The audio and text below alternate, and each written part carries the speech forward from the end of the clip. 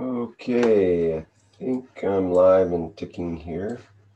Put one more screen to set up and we should be ready to go.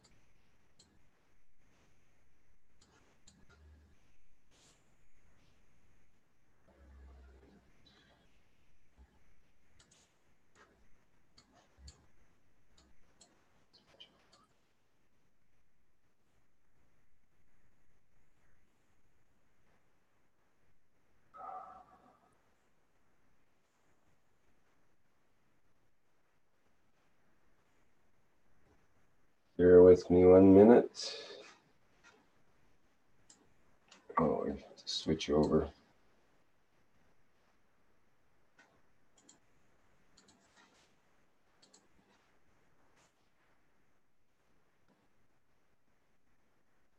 Okay, now you should be able to hear me on live stream.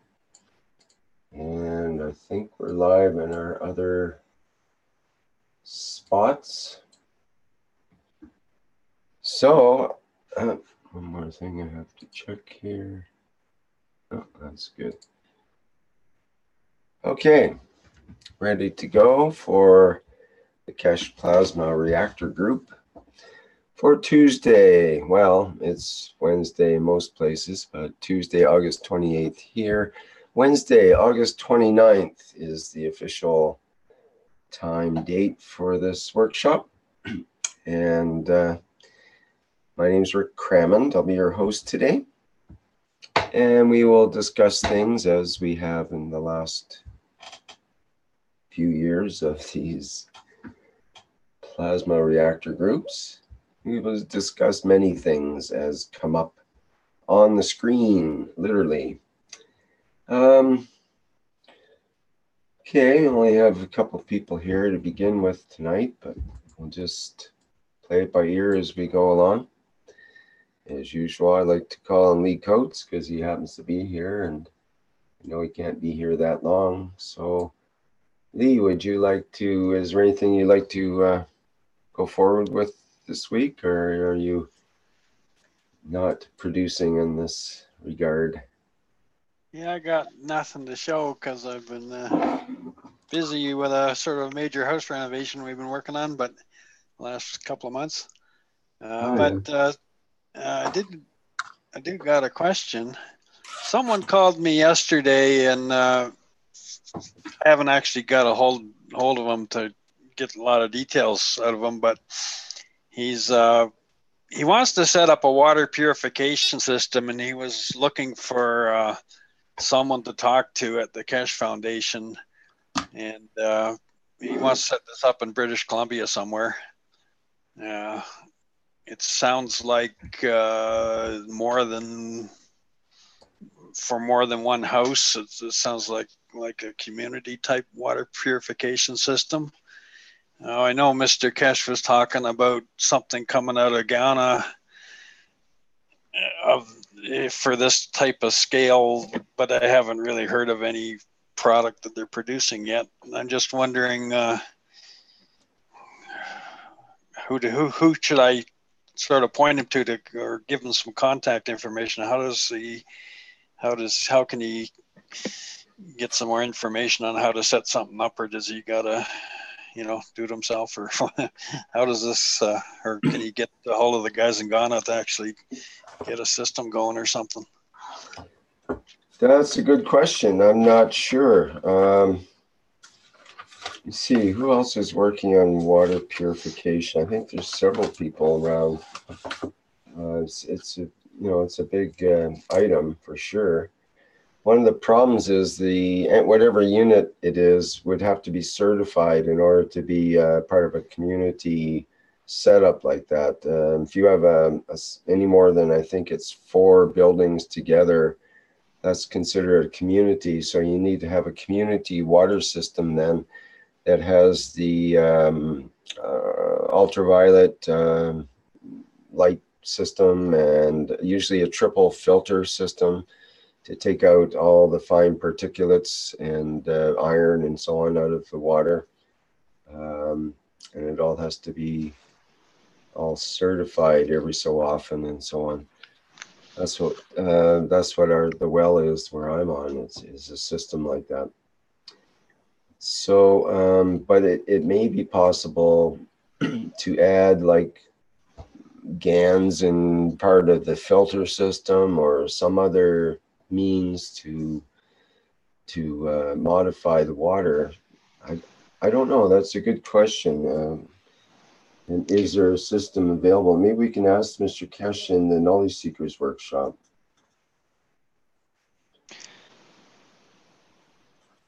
Yeah, well, that's yeah. I haven't heard of anything new out of Ghana with regard to these kinds of systems. So Mr. Keshe may know more than anybody else, I guess. So basically, it'd be a filter system. I mean, it wouldn't be designed to take out radioactivity or, you know, most of the different metals, heavy metals, and that kind of thing. Most community water systems wouldn't be having to deal with that. Even some don't have chlorine added to them. They just have the UV, ray treatment and so on for decontamination, which is considered pretty much state of the art. But yeah, so that's a good question. Is there a water filter system? And along with that, water, I guess you might say, decontamination. I guess we're looking for more or less a decontamination blueprint for, for some sort of system or device that could take care of that. Yep, either that or we want a device that's going to make water. Yes, that's the other way, and in quantities enough that the gallons that are required for households every day. Exactly. Okay. Almost 3 questions there, actually. So I'll try to present them in the Knowledge Seekers workshop and try to get some answers on it. What's the current status of that? Thank you, Rick. And if Mr. Keshe has got current things with that, he'll let us know, and there's someone else to contact about it. But it is a big consideration when take into account all the contaminated water in the world, especially with the new glyphosate crisis that seems to have kicked in lately, and other pesticides and herbicides and whatnot. Yeah, that's a major problem in North America. It's getting into the whole water system, the whole groundwater system. Mm-hmm, Glyphosate is water soluble, so it just washes right down into the water table. Yeah, and it seems to build up in the animals and so on too, which they did know that it built up, but they expected that it had no effect in the past. That was what we were told to believe, at least. Now they're determining it has actually very major effects and can affect every organ and can be at the core of virtually every disease that you can imagine, it seems. ALS, autism, and a whole raft of other things are implicated right now. So it'll be fun to see how it all pans out in the courts. It'll probably get dragged out for another 10 years or so, and we'll see. But it's going to be a battle royale, that's for sure. And probably if they lose that court case, they'll be in for hundreds of billions, if not hundreds of trillions of dollars.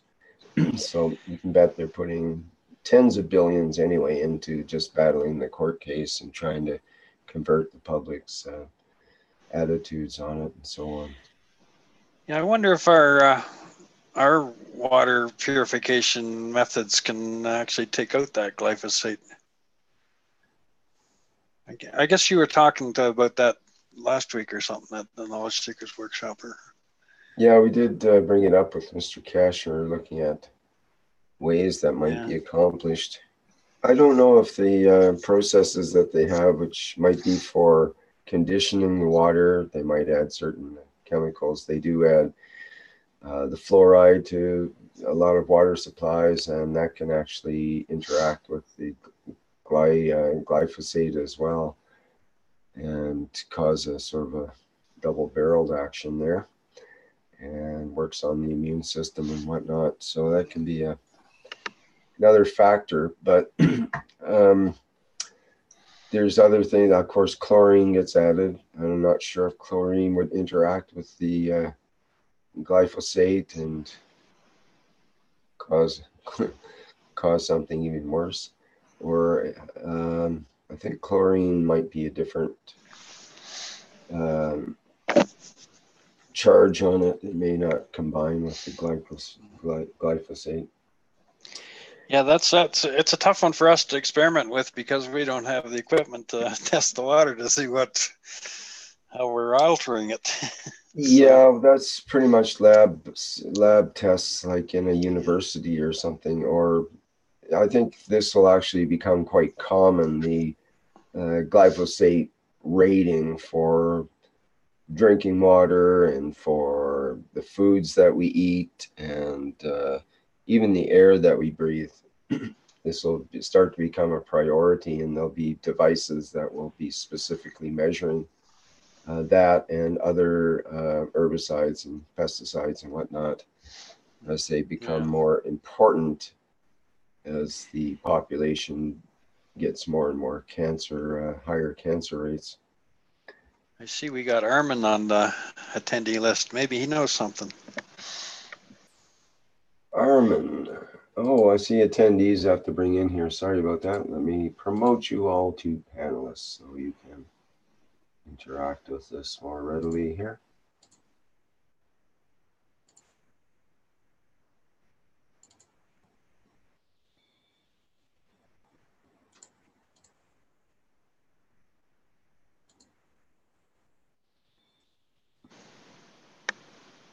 Hello, guys. Hello, Armin. How are you doing? Let me just get the chime off here because I can hardly hear with it going off. There we go. Doing good, Rick. How are you? I'm okay. I am a survivor, as my mother said one time. You follow for that, huh? Yeah, hard to kill. What do you have any particular topic you'd like to bring about here, Armin, or anything that's on your mind you'd like to present or otherwise to have discussed?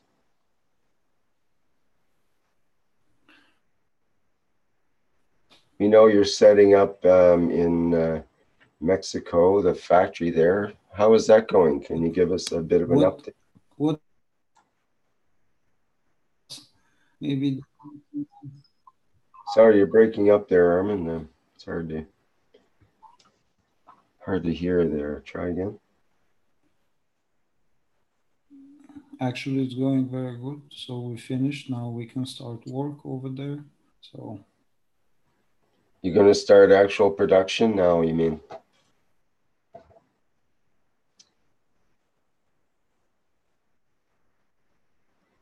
Sorry, it's from my line or your line? I don't know. What, your microphone just went off there, so I'm not sure what happened. No, I know. I was disconnected for a moment. That's why. Okay. So you're saying that you're set up there in the factory to start some production? Is that what you mean? No, we'll start up, the lab that, the teaching. For my main point is to start the teaching. Like, the factory is going to be there in time. I see. People who understand and who can, really touch the knowledge different way so that they can pass the knowledge others. Otherwise, there is no way that we open a factory and it's going to be successful. Unless people understand a little bit what they're dealing with. Yes, right. Very good. And are you going to be able to broadcast some of those teaching sessions? What is going to be, Rick, that I will ask our KF team that they start promote, because it's fully equipped over there with the camera system and everything, that they can do the tests and that you can see. So when I go over there back, I will start some tests and the people can carry on, and you can see live what we do, why we do, what is the reason we do that way. Most of the times I listen all the conversations, but truly, all I want that all of you try to understand one step ahead.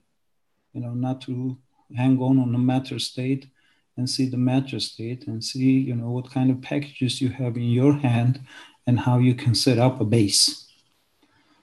The base that it can absorb the amino acid, which can bring life, which can create the soul. So it's a certain way that you set up, and from the first day we studied that. And from the first day, Mr. Keshe, all from the day one, even you look at it at your, nano coating boxes, it's set up certain way. Why? Why we use iron mesh with the zinc when we want nano coat? Just pay attention, if we nano coat, say, copper sheet, we always put a mesh under it. But what kind of material is that? It's a zinc contains, it's iron contains, and it's copper contains. Why is that? Why we choose those materials? Why we are in nano coating in a nano, boxes which chemical components are carbon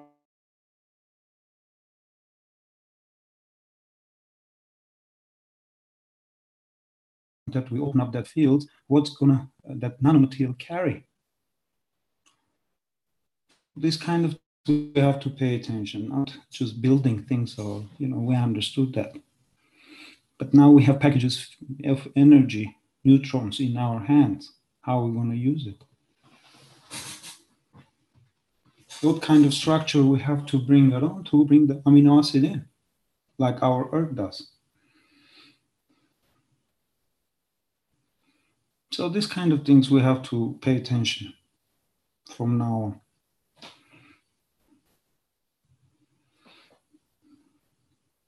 That's my main point. Bring the vibration, bring this sound. This is all our physical. Has no meaning when you have a plasma in your hand.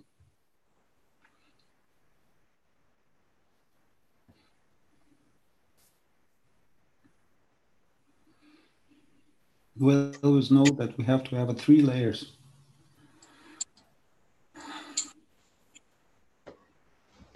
Sorry, what was that? We have to know that we should have 3 layers? 3 layers of interaction. So these kind of things we have to pay attention. These kind of questions we have to ask to find out what's next step.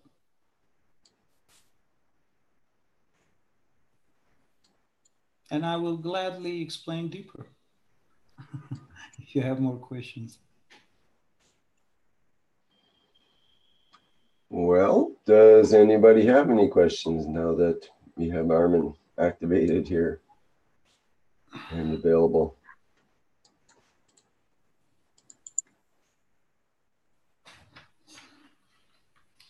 Good morning.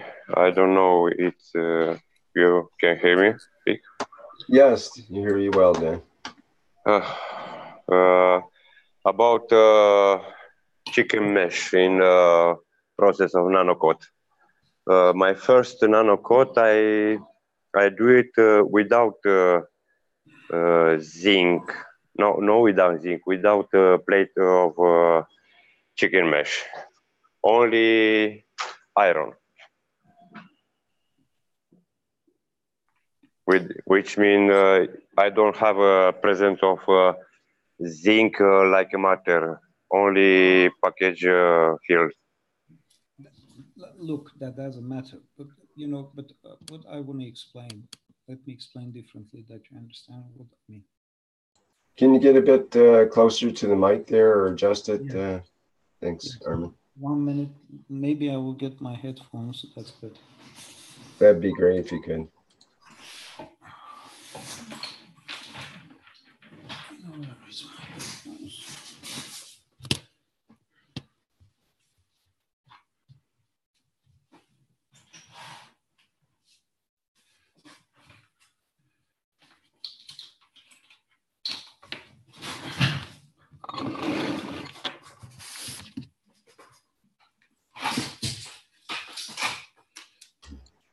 You hear lots of action there. I'm sure the headphones will manifest okay. shortly. I couldn't find it, but anyway. Oh, okay. I just want to go all over. But look.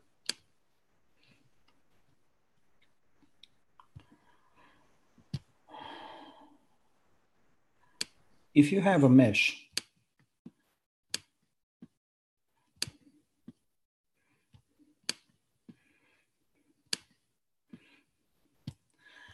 and you have your plates,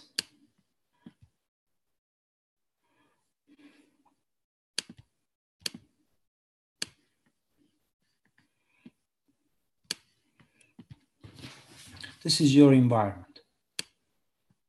Let me do a different color.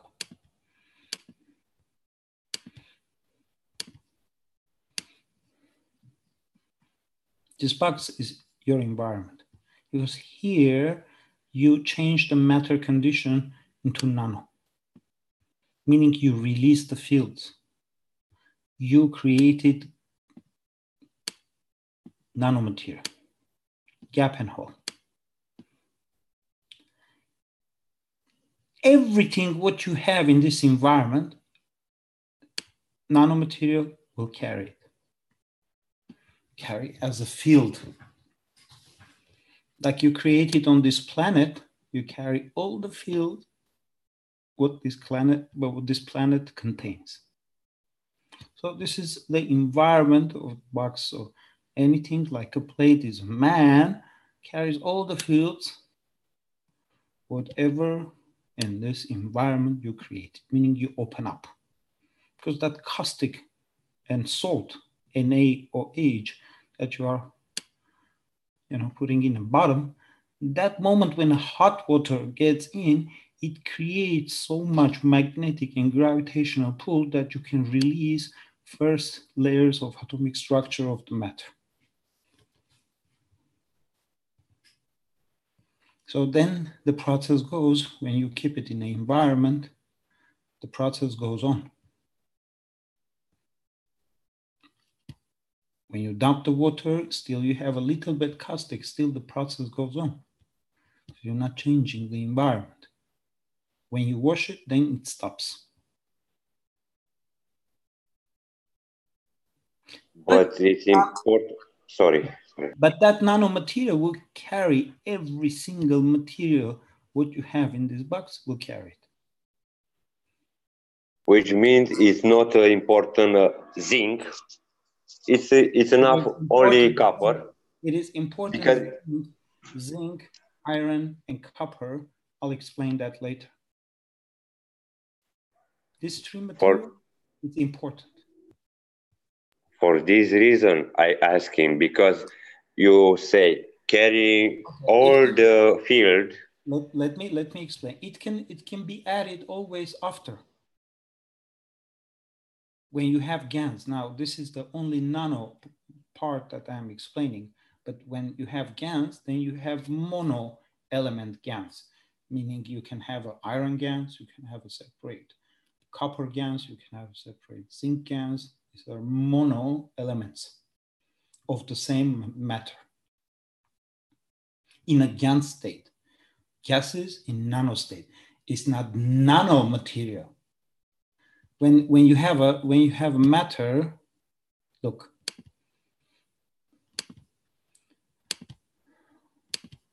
When you have a matter, it's like a. It's not gonna do it. You have to reselect your tool there. Yeah. It's a little dot. When you have GANs of the same matter, it's like this, guys. more of a magnetical, huh?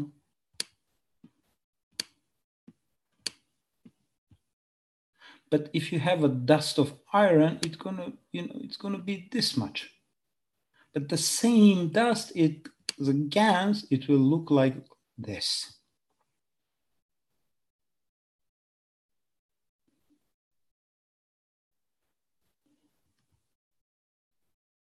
So just understand the process, what you are doing, why you are doing it, and what kind of environments you are creating it, because this environment carries iron, carries zinc in, and it has a NaOH or KOH, whatever material you put over here, this nanomaterial will carry it because it's created in that environment.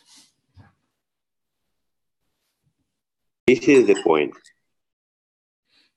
Because when you create an environment different, when you nanocoat, no, you have certain strange field package of all kind of field with from Earth or from this.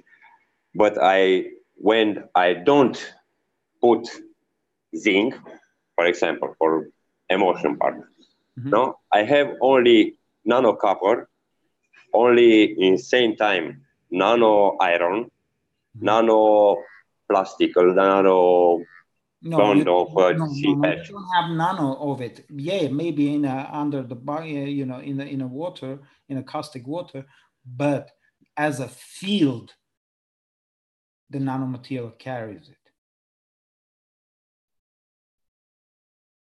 As a field, not in a matter state, huh? Yes, for this reason, I asked him, when you change process of nanocoat, you change environment when you making gas. No, look, after that, you can make again, still you can bring the fields together. But just one point, I will explain this later. What I mean, this environment, why it carries these three fields: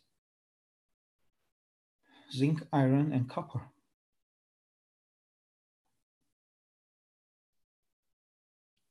Because when you look at it,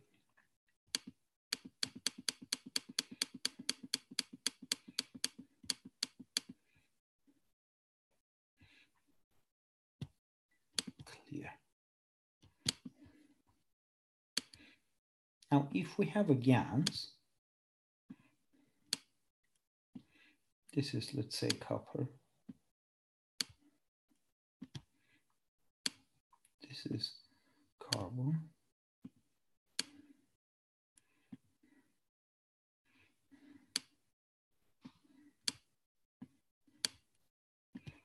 And this is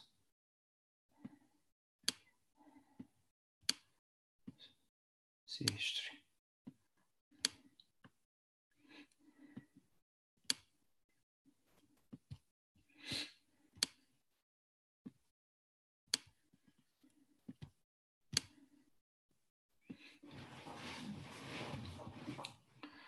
Look, to create CO2, you always use copper and zinc.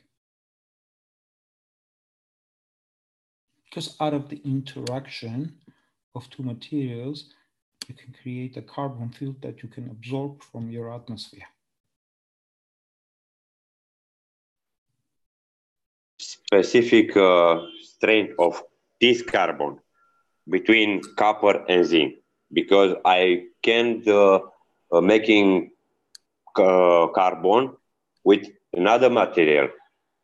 For me, like physicality, it's important this material, because I can making with iron and nano iron or another material. It's also CO2, but it's another strength. Correct. You meaning if you have your zinc nano-coated too, and copper nano-coated too. Sure.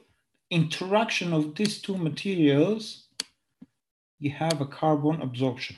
you create the magnet of it, that it allowed to be created out of the interaction.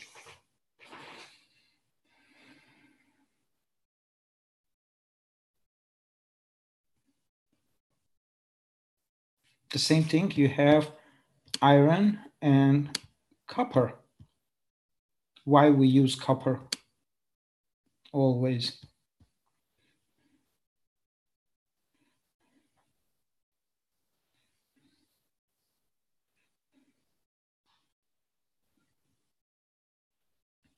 Copper is your neural connection to physicality, muscle connection.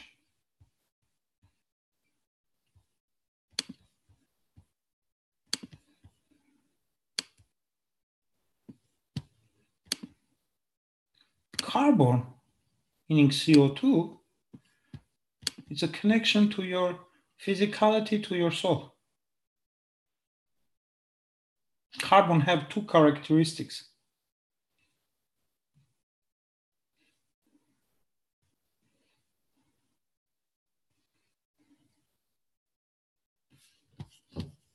And CH3, it's energy connection to your, directly to your soul, to your physicality.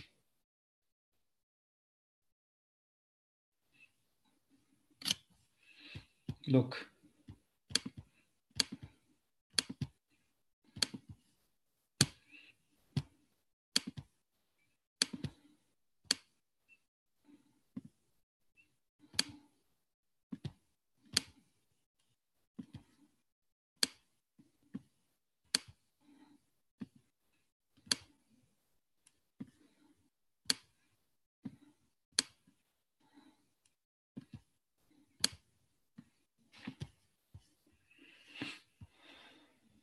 This is your base.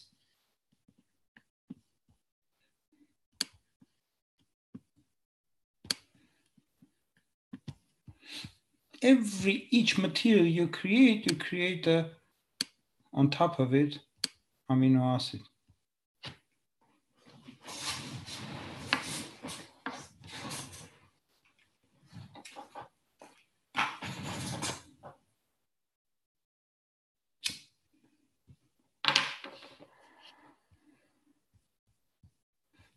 That's your base.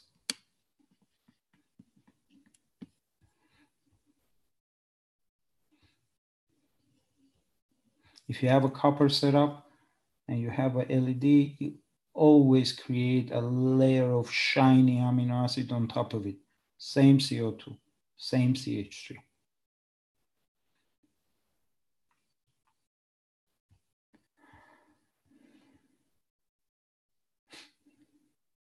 This is three materials we, from the day one,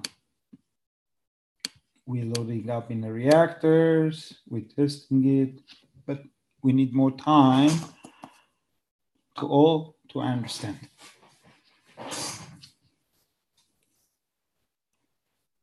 Why? We did from the day one.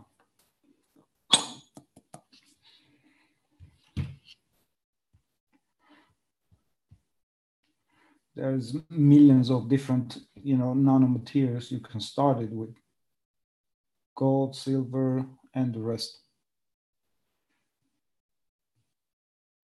But Mr. Keshe, specifically from day one, guys, he chose these three materials.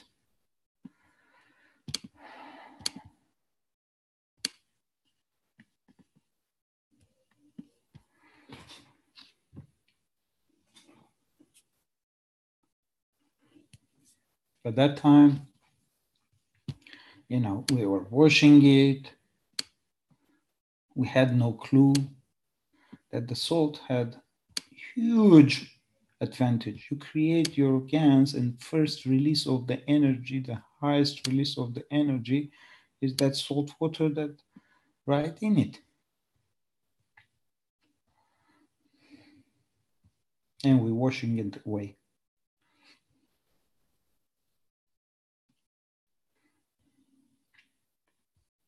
That's where where you created your neutrons, huh?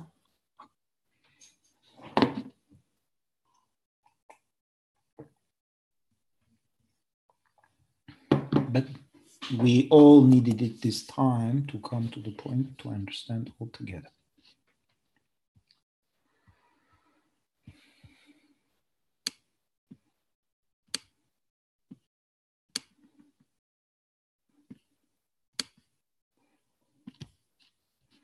You don't need the separation. You need one ball. The fields, they separate itself.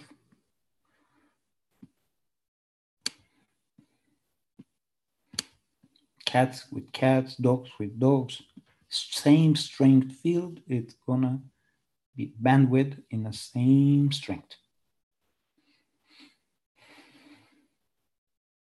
If this is a copper, or this is a copper, this is gonna be hydrogen. And this is gonna be CO2 as a field strength.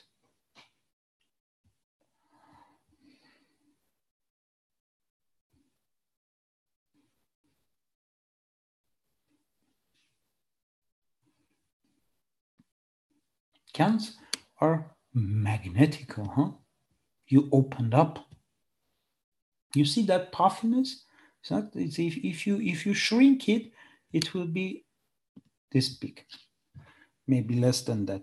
Maybe you cannot even see it.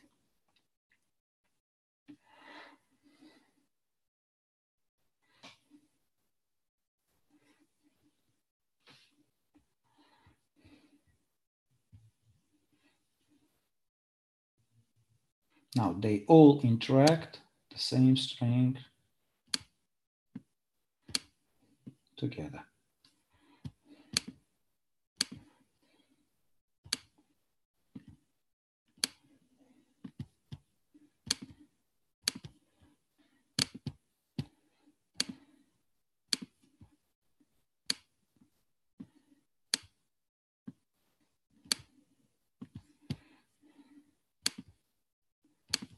Any questions? There is a question regarding is there significance in discharging the nano-copper plate with the voltmeter in a timely manner? Can we do 4 or 6 or... You can do it one time, or you just align the fields. Align a direction of the field where you want to enter and where you want to exit. Flow of the fields.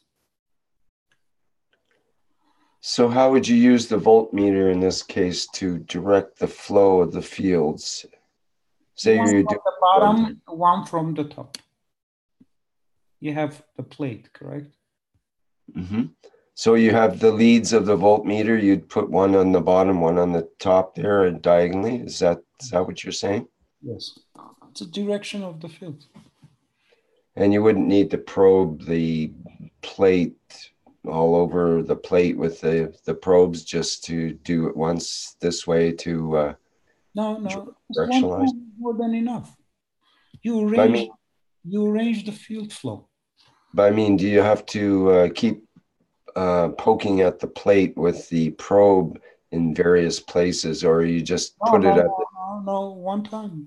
Just one time in the corners? Yeah, okay, that's clear. Look, just touch yourself. The transfer is instant to your brain.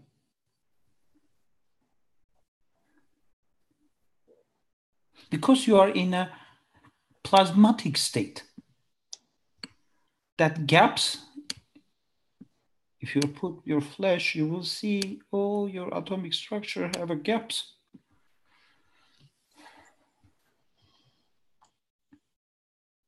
The transfer of that energy, it's instant to your brain, huh? It's instant. Same thing here. Superconductor. But now it's not like an electron vibration, it's magnetic field flow. That's why there is no loss of energy. This are, when you pass the energy, it's not electron vibration now. No, it's become a magnetic field flow. In matter, you need to vibrate the electron. I explained this many times. You have your generator. You rotate your magnets inside the coil.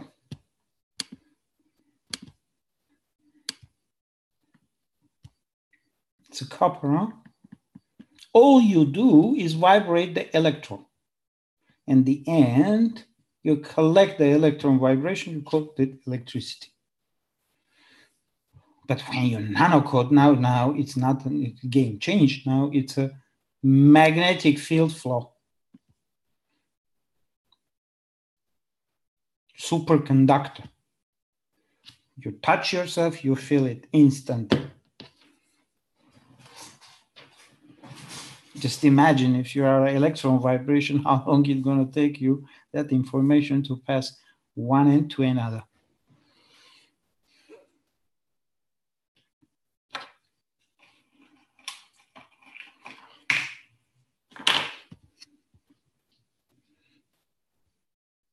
That's why when you nanocoat the surface and then when you measure all these magnetic field flows and you say, oh, there is an electrical charge inside. Now you converted the magnetic field flow to electron vibration and you can measure it. Because you brought it into the matter state. When you crash and touch one side to the matter, this voltage jumps very high. Because now you absorbing the energy not only on top of the nanomaterial, what you created, the whole matter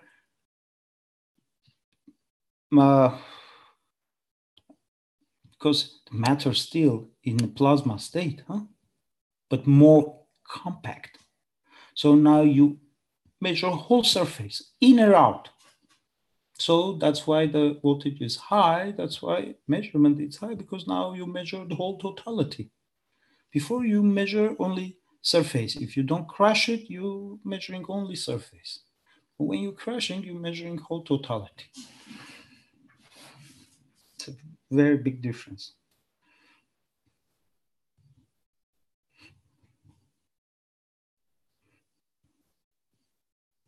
So that things are just for one time to arrange the field flow.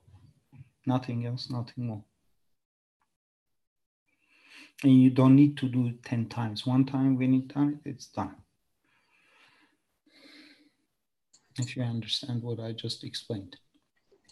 I think that was pretty clear. Thank you very much, Armin. And Marco thanks you in the YouTube questions. Sure. Shoot it up. That was his question. He had another question, but I don't know exactly. I have to know the orientation of the magnets on the box for the person who created a moist environment. I don't think we were looking at magnets, were we? Or is there a way to orientate magnets on the box for the person who created maybe water, a moist environment?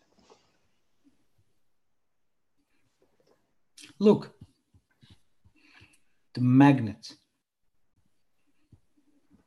Let me clear a little bit, maybe.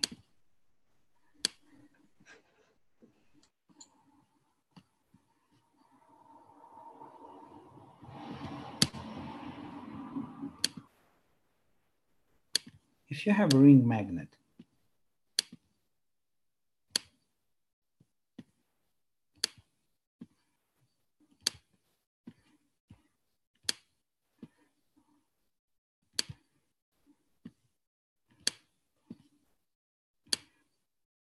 I'm going to ask a question.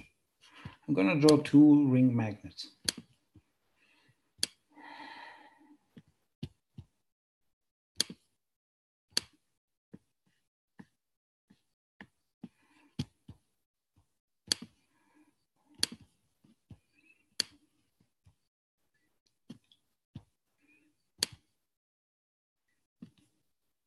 Can someone explain which one magnet magnetical is more?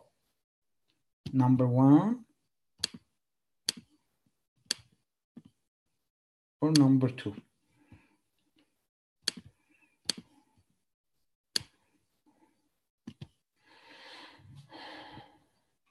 It's the same size, consider it.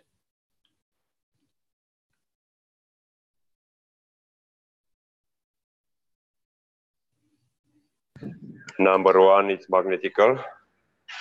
It's more. It's more because it's closer from center. I wrong. It's No, this is your gravitational. Look, magnetical always sits inside. Gravitational, the one which holds the magnetical as much as its mass.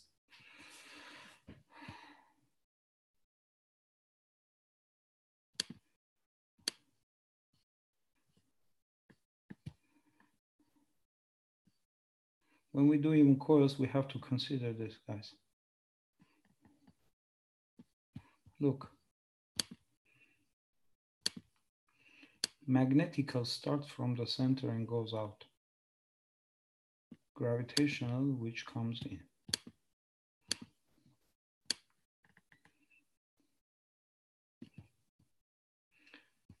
How much of it you can hold?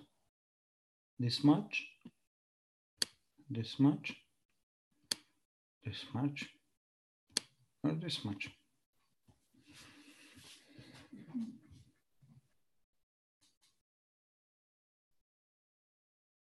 If you can hold this much, you can call yourself hydrogen.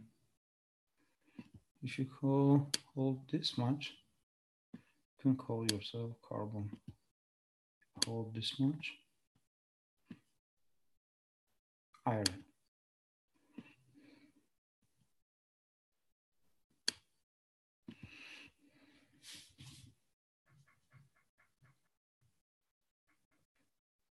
This is the mass.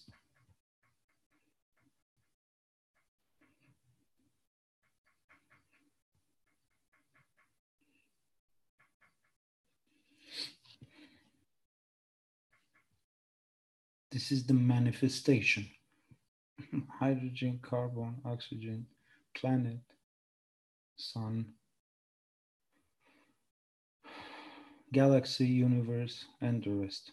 That it can hold this much.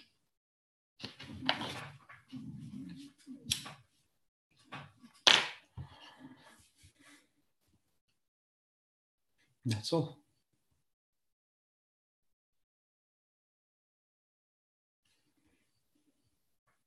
The lightest element we have, it's a hydrogen.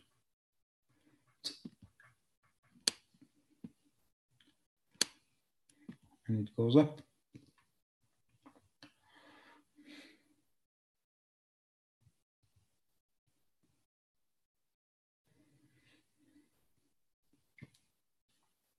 Because if you understand, it should be the center of our universe dictate this position.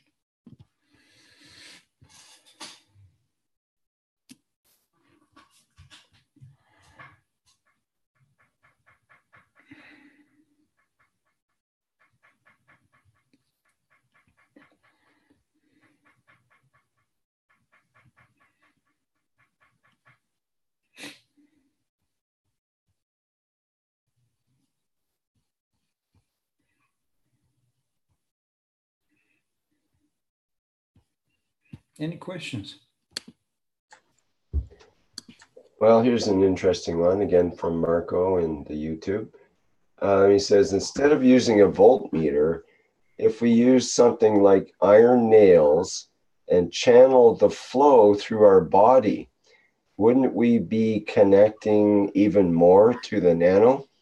A minute, look, guys, you are created on this planet. Anything you create, its connection is there. You already have the amino acid on the top of each your box. That amino acid is a building block of yours too. As they created in this planet, so of you. You are created on this planet too. So how can you not to be connected? You can personalize, that's different. Direct connection.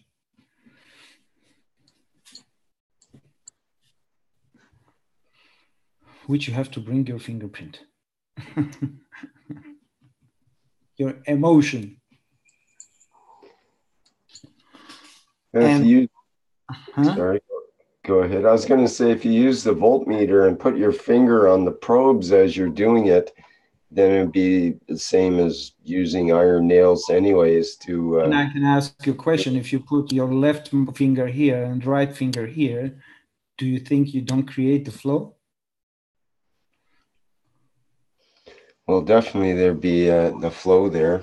Okay, sure, because it's nanocoat, it's in a plasma condition, same as you. Transfer is instant.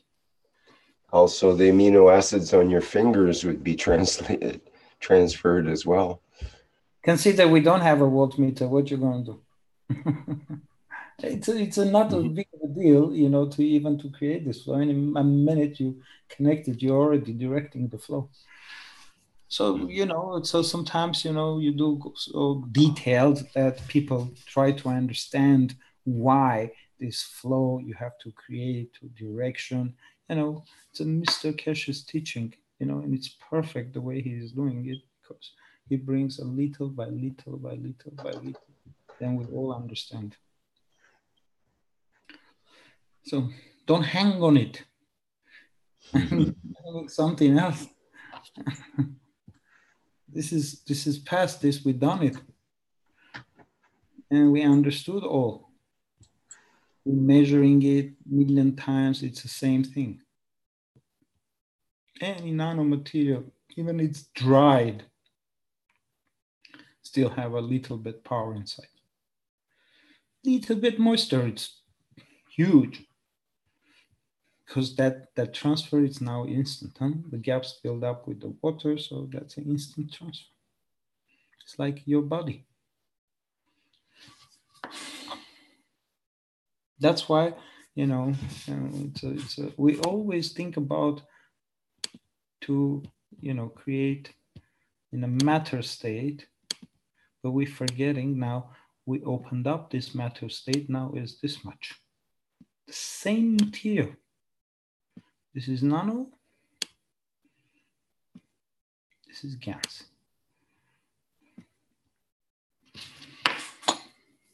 Why your GANs are puffy? It's the same material. If you dust iron or copper, it will be like this.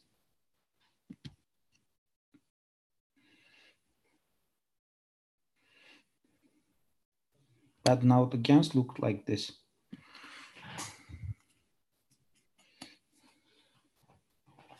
It's more of a magnetical now. You opened up. And they all interact with each other freely.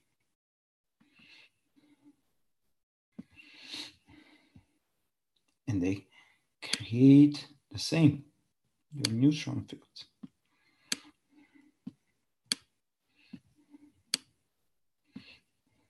As many GANs you have, it has a copy of it. Huh?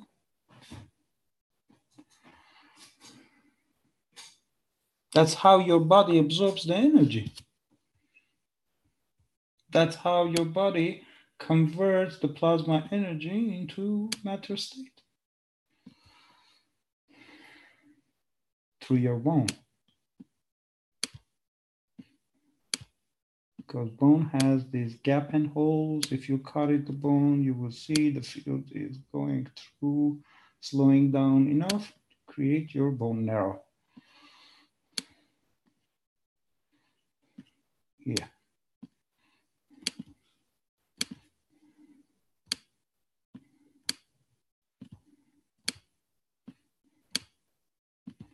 Each passage, it creates different material.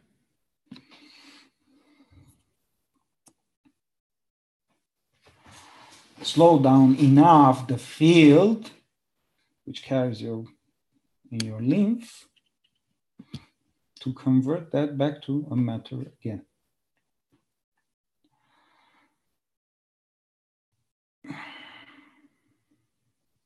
Your intestines doing opposite. Every curve which food goes through, it transfers different energies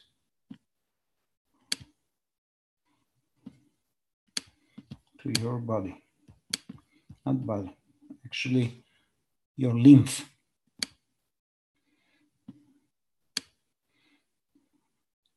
Mimicking the energy.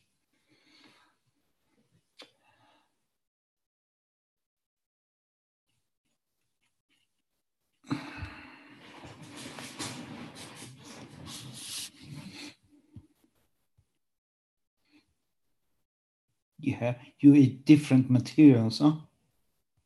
Carbon, zinc, calcium, salt, everything. And you convert into energy. Then with your bone, you convert it back to the matter again. Now you slow down the field to create the matter you need, your body needs. And that is happening instantly. Because when you touch, your brain right away feels it. Just imagine how instant is the creation.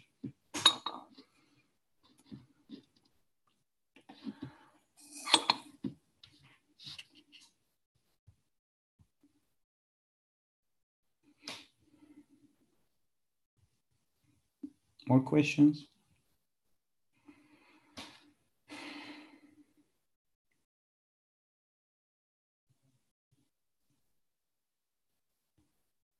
No more?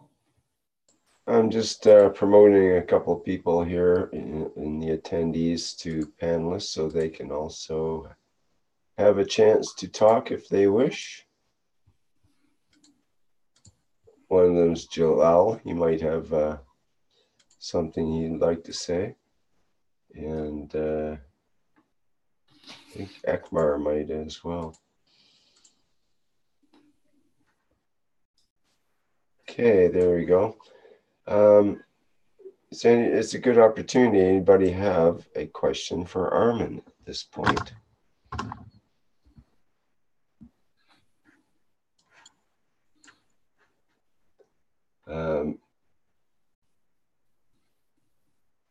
Marco says, so we keep the amino acid along with the salt water included in the GANs.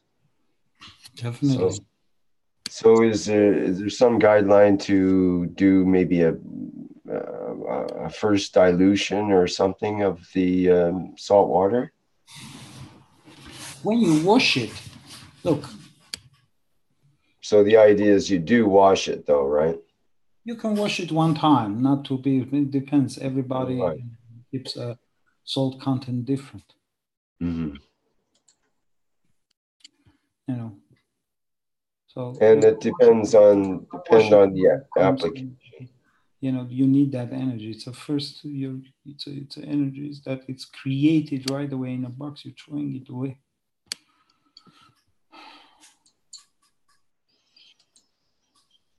If you're creating patches, don't even wash it.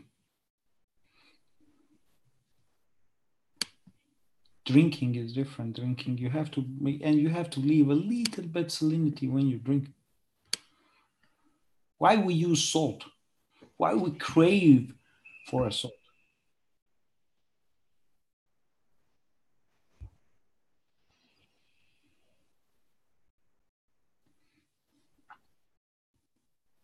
Because we need it, our body needed it to create the conversion.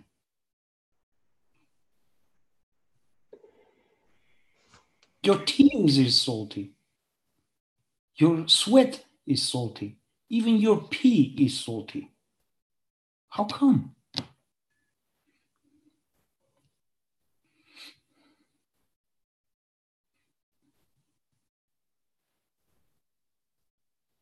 When you cry, you bleed salt, huh?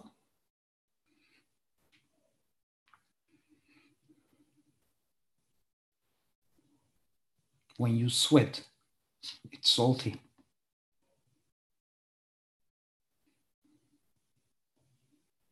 So you need that Na to convert the energy.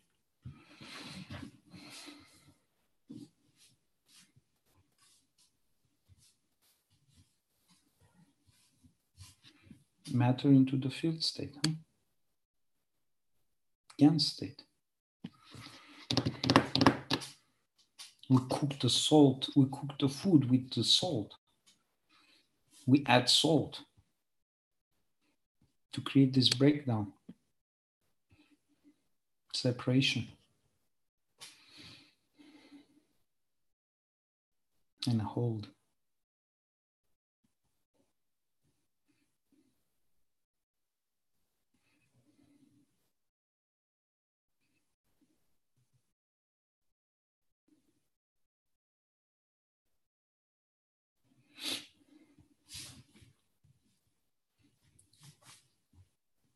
No food goes into your body. It's impossible.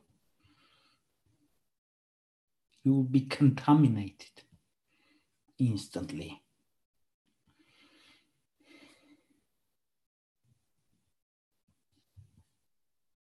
It's a field conversion, then field to the matter conversion.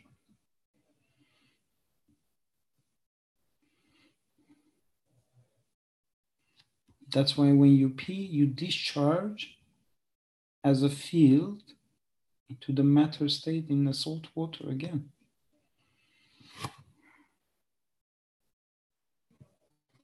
You convert that energy back to the matter. Because your pee carries every single element what you just discharged it.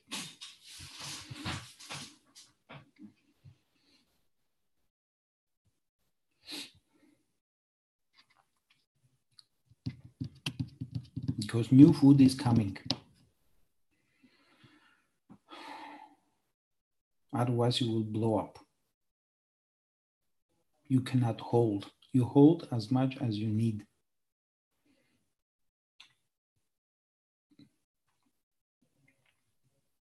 To keep your structure.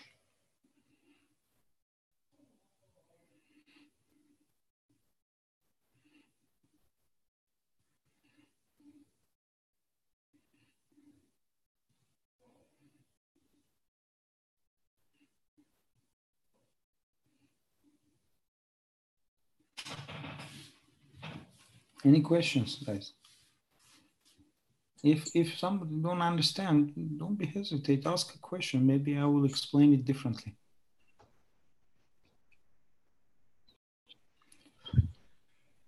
Thank you, Armin. There is a question about nano coating zinc plates. Do you have any tips for that?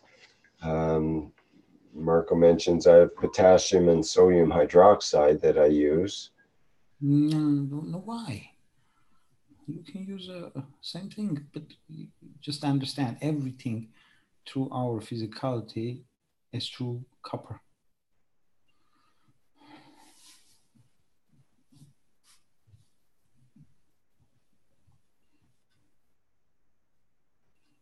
What about the zinc oxide with zinc plate and nano-coated zinc plate? Okay, so you nanocoat the zinc, put it in the same position, same way. Same way as the copper plate, basically. Yeah. And it doesn't have to have If you want to carry mono elements, mono meaning mono element, meaning copper, zinc, iron, calcium, magnesium, you just have to have one nano and what not nano, and the salt water, the same way you create your gas. But now, in that environment, only you release mono element. It's not even mono because you still have a carbon and hydrogen, but still it's a mono.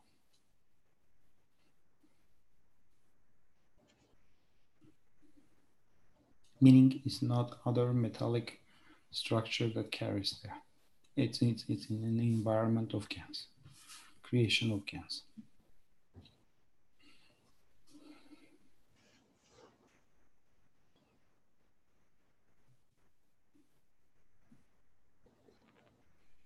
So keep that separate, because then you have a mono element. Then you can mix.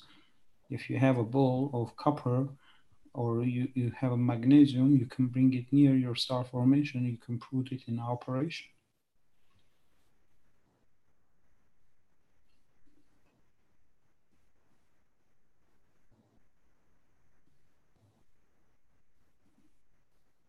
Because understand, they all interact.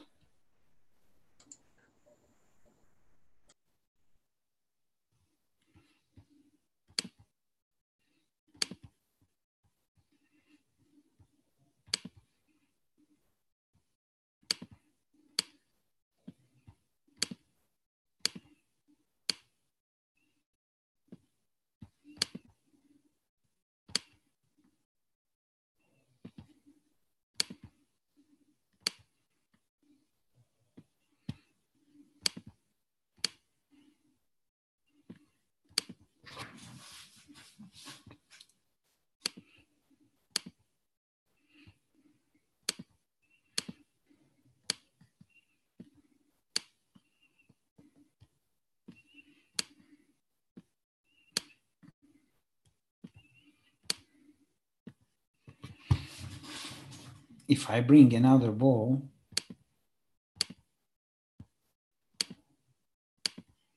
into operation, I will bring it into the environment.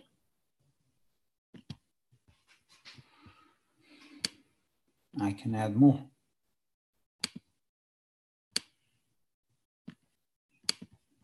Because now they will interact.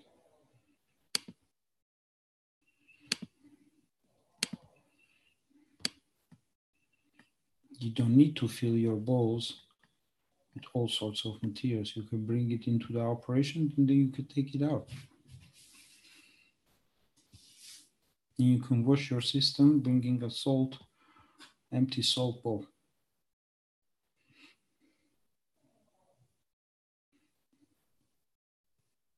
Like your kidneys does, huh?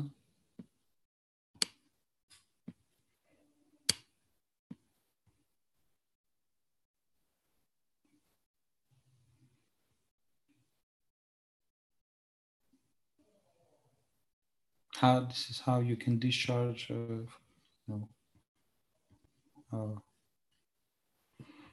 unnecessary fields from your reactor.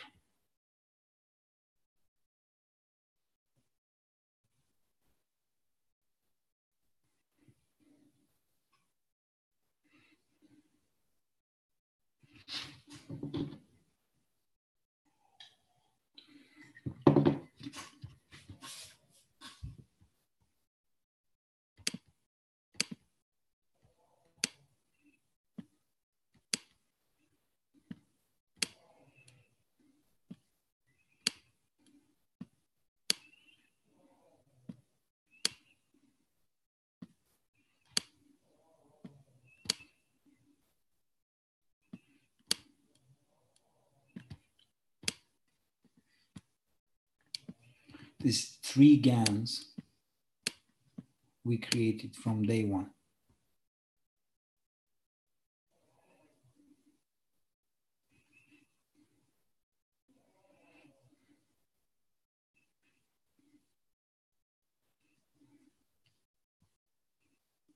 is your energy.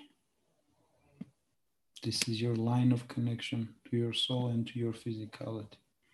This is line of connection to your physicality.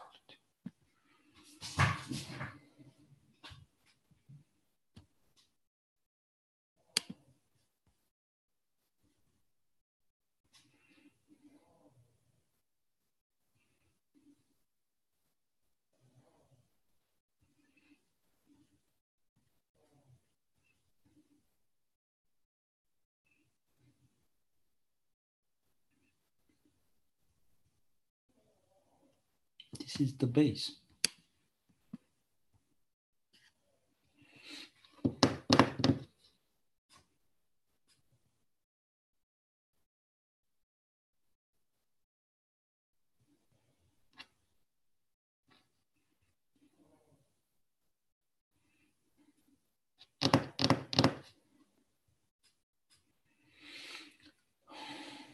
Test it, guys. Try to understand what I just explained today.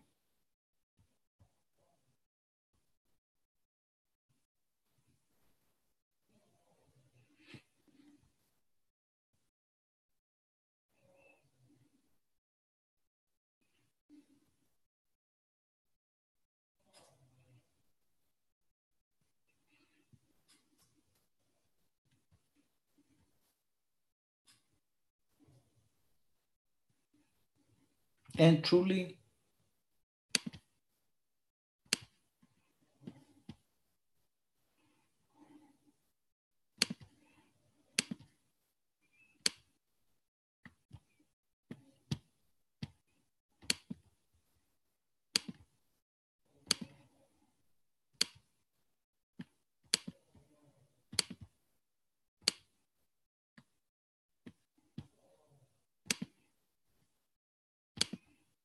fields create their own separation.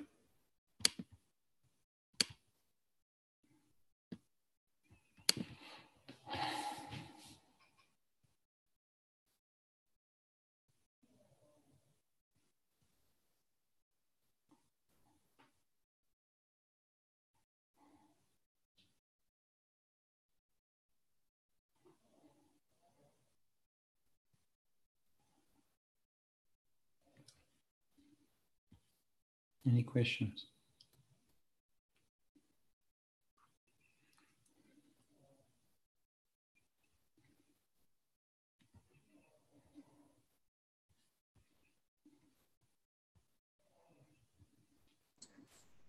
Well, okay, can I come in here for a minute? This is Mario.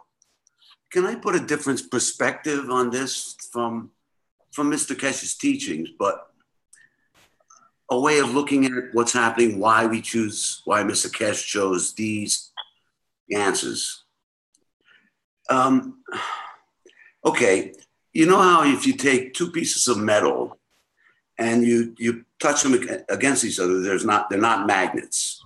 But if you take an iron magnet near one of those pieces of metal, the magnetic fields pop out the fields of the iron, and the iron behaves as a magnet. So it's actually a change of the behavior of the iron that causes it to act like a magnet. And the proof of that is you can rub a magnet against a piece of metal for a while, and after a while, it'll still stay popped out relative to the environment, and it'll still behave like a magnet. So now that piece of iron will actually stick to another piece of iron and in effect magnetize that piece of iron. And it's like that. So there's a change of the behavior of the iron. But like what Mr. Keshe said, I could change all of your behaviors right now. But if I do it like that's my way and me doing it, you will go back to just the way the iron in the environment will eventually go back to being, the environment will crush those fields back down, and it's no longer acting like a magnet anymore because the fields are not nano-layered, right? So the CuO, the CO2, and the CH, those two, the CuO and the CO and the CuO and the CO2 are the emotions and the physicality. And the CH3 is adding energy. So whenever you have these magnets interacting, these are magnets that are especially with the CH3 involved in there, have huge volumes. They're really big. They're really big magnets. So when you come into contact with these, you're sort of out of tune with the creator's fields. You're all flattened out. You're like a piece of iron.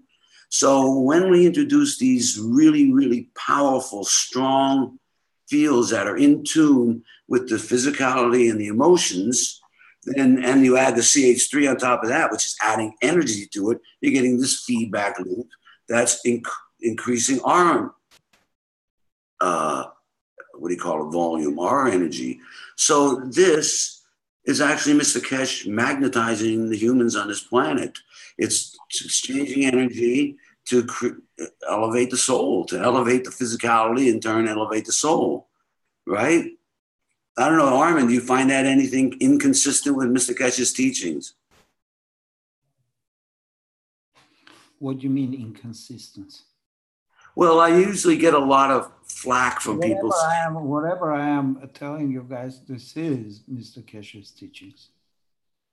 No, but I'm saying what I just said, right? I mean, that's all that's happening there, is why use those ganses as opposed to other ganses? Because those are the ones that we're tuned to. Look your body. What's your muscle tissue contains? Well, yes, it has an iron and it has the magnesium, but you have those in your CuO, copper, and you have those in your CO2 because you put those in your mesh. It's copper. That's what I'm saying. The copper is linking to the fields of the soul of the body. It's magnetizing them. That's all it's doing. No different than a magnet interacting with a piece of metal. It's changing the behavior of the metal. When we come in contact with the CuO, it's changing our behavior of the physicality. How are you getting in contact? Sorry? How are you getting in contact with human body? With the fields, because they're really powerful. It's like having the CuO in a little container there. It's got fields that are spread out all around the room. So all you have to do is be near it. No, they all have the effect of linking to it. They'll all create on top of your containers amino acid. Sorry? Amino acid. If you have a copper GANs, it's as a field and it's not connected to you, you're not going to absorb it. Okay, let me rephrase that then. You know, when you have your CO2 container, when you harvest your CuO or your CO2 or whatever you're harvesting, even if you don't directly collect the amino acids, they're in the fields. So when I say the CuO is acting as a magnet to the CuO, I'm saying the GANs material you've connected is in tune with the physicality and the emotion. Until you don't mix it, they're not. Sorry? I didn't. You have to mix it. Mix what? I don't understand. The amino acid with GANs. Yeah, but I mean, the presence of that amino acid was formed because of the CuO. You will always have the essence of the CuO. You have to have a connection. Okay, so then let's say you should put some amino acid. Plug, until you don't plug it into the wall, you're not going to have a light. No, I think you're missing my point. What I'm saying is these three ganses, the way we were taught to make them, with that will include everything. It'll have the amino acids, it'll have the iron, it'll have the copper, and you have the mixture of your fields interacting with the totality of your fields. The salt, everything is in there. So you're creating a magnetic gravitational plasma field, just not copper, a composite, but just happens to be in tune with the body. No, each field interacts its own. Yes, I know. Yes, I know. I know. They are in a totality. But each of those are linking specifically to fields in the human body, not as opposed to, something that's not tuned to it. These are all these layers of fields that you're creating in the CuO, all of which happen to be in perfect tune with the human body. So you're creating a magnet that's in tune with the physicality and the emotions. Yes, it includes the amino acids, it includes the magnesium, it includes salt and all that stuff. So that's why Mr. Keshe says things like, put the amino acids in there, make sure you have that in there. Why? Because he wants us to have an interaction with the fields that raises our level, that raises the level of our physicality, raises the level of our emotions, which in turn will raise the level of our soul. It's feedback loops based on magnetic fields interacting, right? Okay, so what you want to explain? So bring the point that I understand. What's the end point? That the reason you were saying, why do we, Mr. Keshe, choose these GANS materials first as opposed to aluminum and whatever else you could possibly have? Why zinc? Mr. Keshe was very clear. He said years ago, if you made the maggrav fields the way we taught you and you coated them with the zinc the way we taught you, you'll find a very peaceful man. That's exactly what's happening when you take two magnets or a magnet and rub it against that piece of metal. Changes the behavior of the metal. It's exactly what's happening with us. It's changing the behavior of man to raise a level to bring peace on this planet. So why CuO, CO2, and CH3 as opposed to aluminum and, you know, whatever else? Because these contain, and especially choosing the chicken wire, which has the iron, or also, and all the rest of it. So in a way, it's just a simple raising the level. That's why we chose those. Okay, I understand. But how you going to connect it? Well, they have to be in tune. That's how you connect. Zinc with zinc, copper with copper, the hydrogen with the hydrogen, the salt. How are you going to enforce the plasma to connect with you? How to enforce the plasma of what? Of your star formation? Your star formation to connect with you. Well, you have to make sure you have fields in there that are in tune with you, and then you have to come in contact with them. So you can use the star formation, will expand those fields.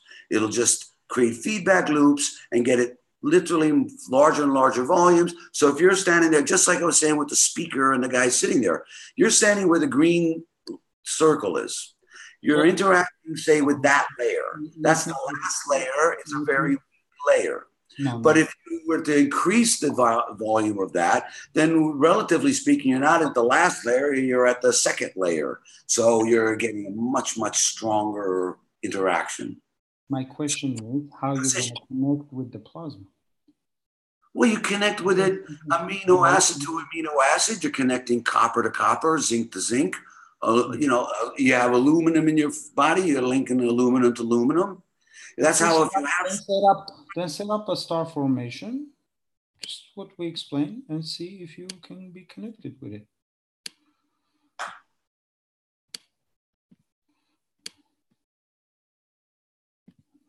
Very simple.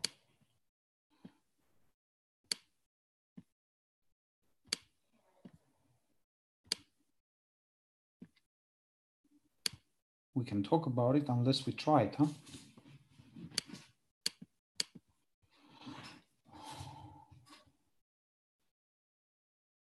When you have your star formation, you create the soul inside.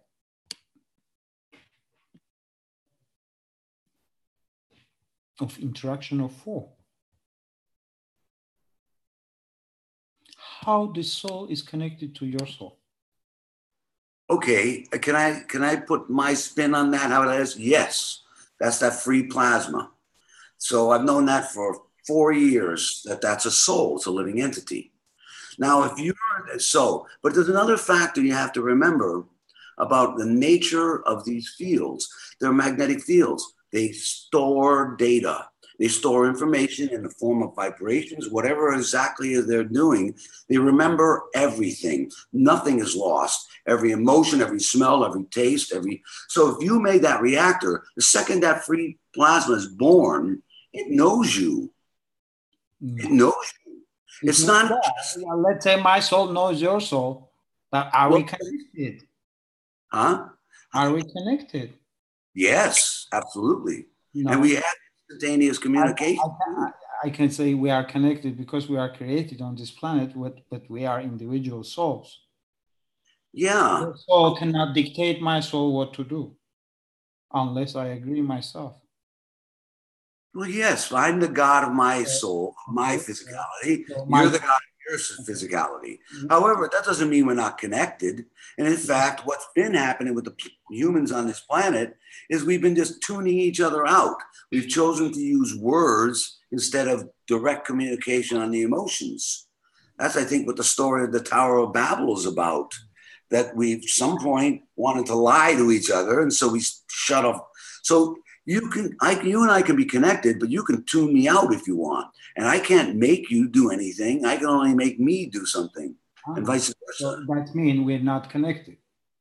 If no. we are connected, if you take one magnet and put one magnet on a table and one magnet up, you can roll the upper magnet, and you can control the magnet on the bottom. That magnet is connected, and I can if dictate, they're in range. I can dictate the position by enforcing it. Meaning I can bring it near, or I can take it up, I can rotate, and the other magnet, it will rotate the way I want. Well, there's another way of looking at that, Armin. You could say that both of those magnets are intelligent, and the other magnet is cooperating.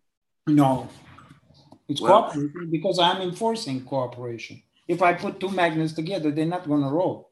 Well, that's my point of why Mr. Keshe used the CuO and CO2 and CH3. Why? Because he's enforcing. Different reason why he chose this, because it's a connection of human body. It's a creation. That's right. That's the reason he chose those, because it's the connection of the human body. So if you we're gonna make the connection. It's connected already. It's already connected. You're not connected. You cannot dictate the plasma what your wish is. Might be it will be nice. It might be you will receive. It might be not. I don't understand. As an entity that we all are sitting over here, and our choice to come and to teach. Yeah, but that doesn't mean that to come and teach. Well, but look, it's a free will. Huh? You have the same plasma what you have inside. It's a free will, but it's connected to us. It's created. It's like in our environment.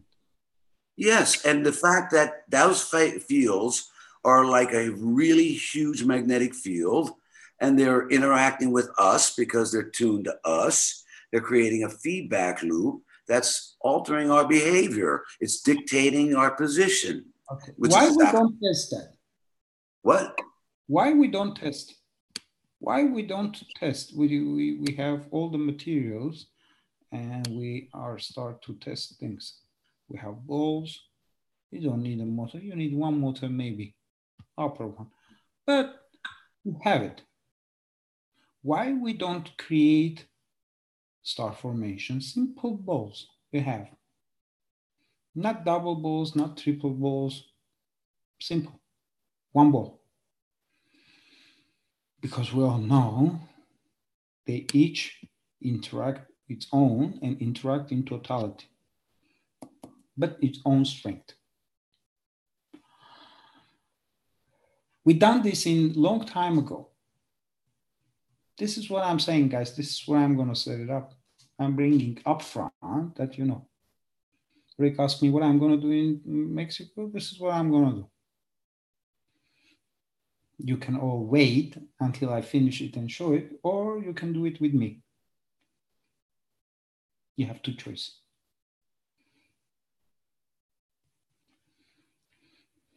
I'm not saying you do the exact what I do, but I just gave you the whole clue.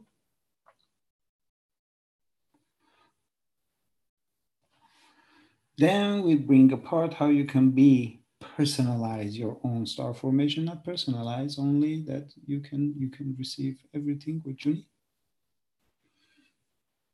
need. You're like Holy Grail.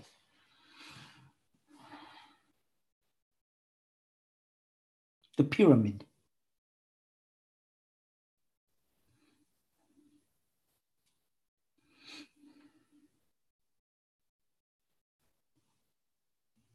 Very simple thing, huh? 4 balls.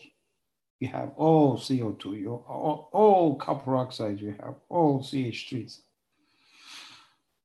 But do not wash it this time.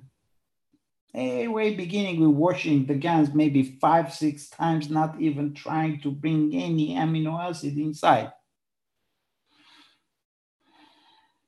If I understood what I understood now, I would do it that time.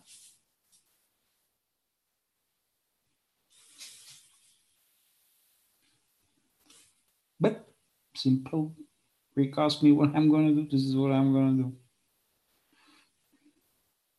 And I'm bringing up front that you test with me, guys, that you do one step ahead and see how you're going to feel it. Then maybe I will tell you how to personalize that.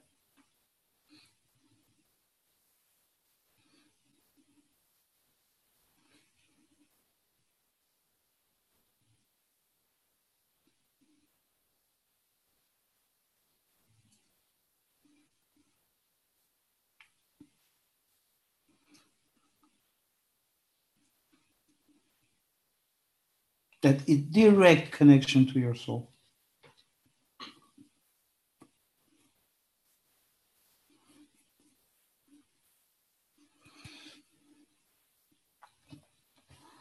Otherwise, this plasma is free.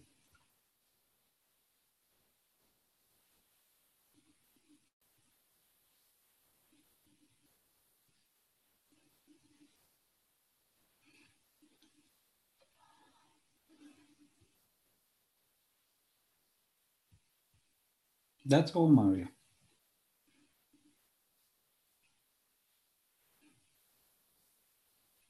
We are here to give us clues that we can start to test differently. Not wait until the, manufacturers, they're doing, oh, that's in time.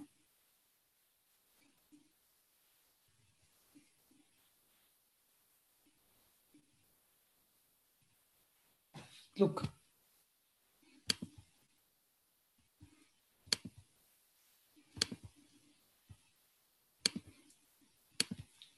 Why we had pyramids? Everywhere. These structures. Maybe ancient they knew how to hide things inside. When you walk through inside the chambers, you receive the energies what you need.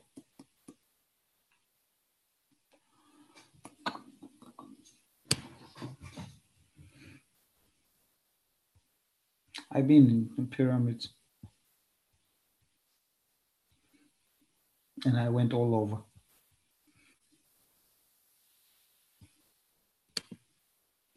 The pressure, if you go to chamber of the king, it was so much you feel it. I couldn't take it, I just got out.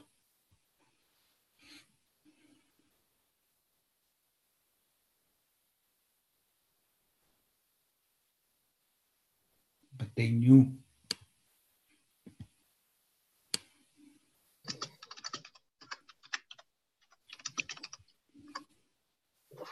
So it's the same pyramid. Now it's more modern. 4 ping pong balls. Jay, your microphone's open. And did you want to have that open? Sorry, Rick, I didn't realize. Okay.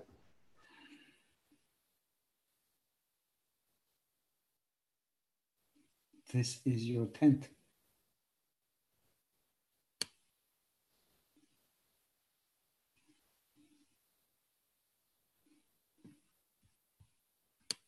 You have copper. You have CO2. You have your energy connected.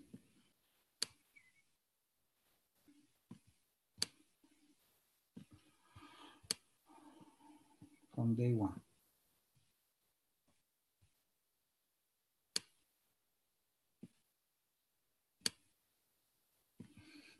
But now we know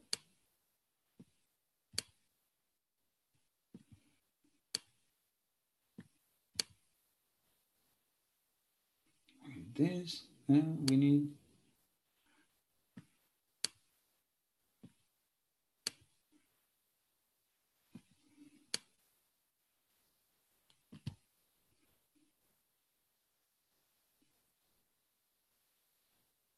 these two things.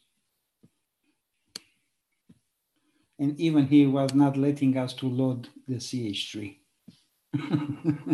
Only two.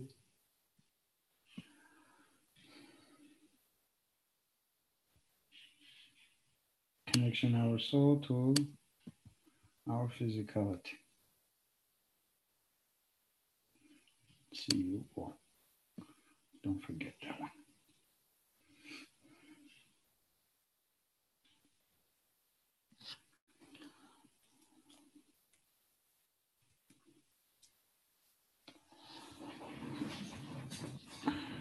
These two components we were avoiding. Correct, Rick? You've been from day one. Rick? Yes, I hear you, Armin. You know this, correct? You've been avoiding them, you say? Huh? I said you know this, correct? Yes.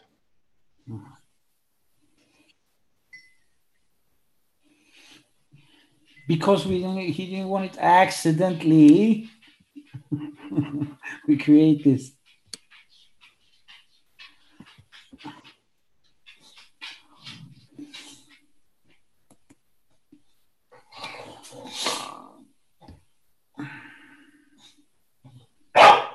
My dog got very excited. I give him a treat for a moment. Give me a second. Bugsy.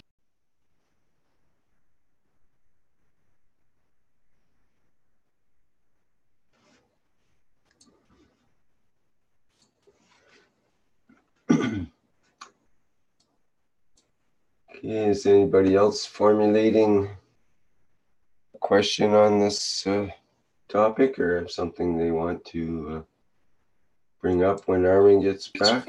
I am back. There you go. For a moment. So this is what I want to talk about, Rick.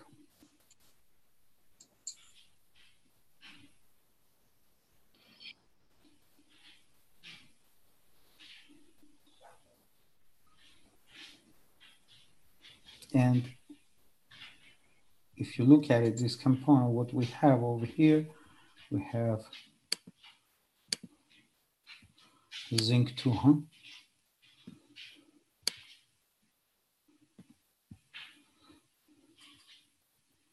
Then we make our CH3s, our CO2s.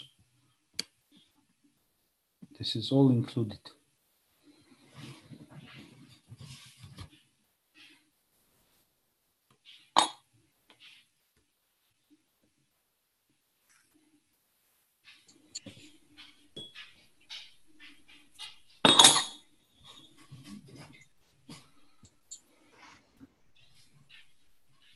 Even from day one, we nano-code. We have all these three materials: zinc, copper, and iron.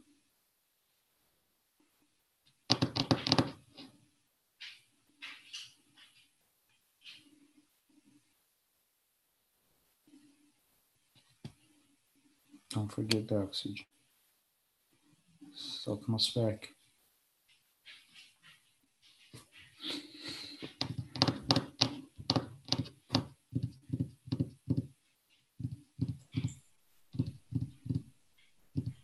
The zinc will have oxygen too, of course. Zinc oxide.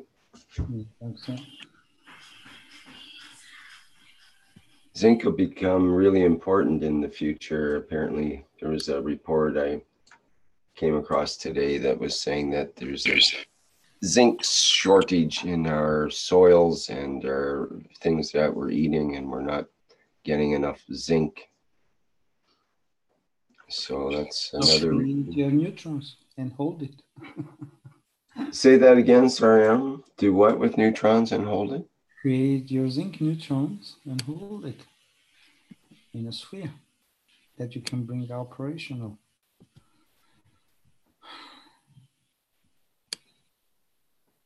Then you can add on any material or take any material out of your environment. You don't need to load your reactors with the material. You can bring into the play. If you have a separate bowls with separate materials, calcium, magnesium, zinc, iron, whatever it is, that's a different play. But the base, I think, is this.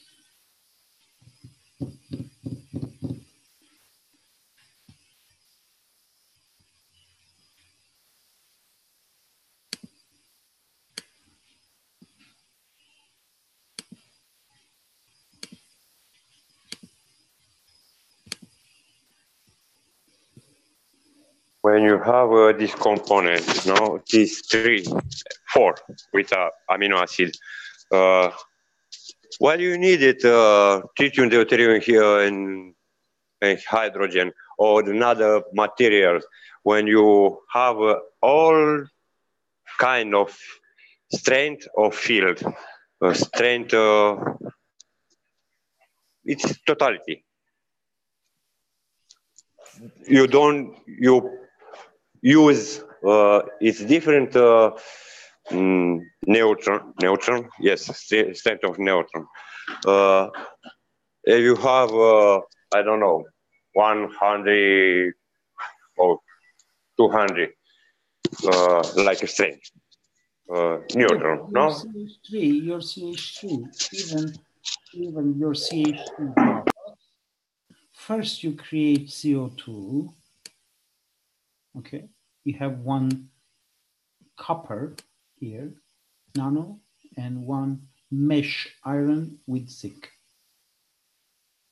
Even this one box, it carries all of it.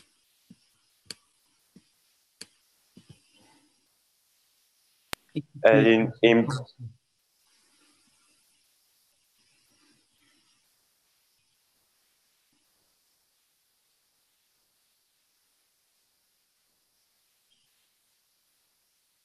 when you create in box of nanocode, you making also GANs interact with field, interact with another plasma, interact with all. But how to understand when you change environment for obtain circle, I don't know, interact between, I know it interact only, not only, all plasma field interact between with everything. But how to understand what I need, what I want to create, what environment. You create your base. That's what I was talking. You create your free plasma.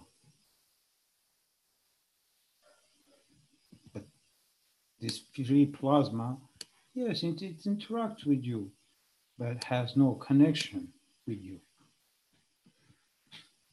Direct connection.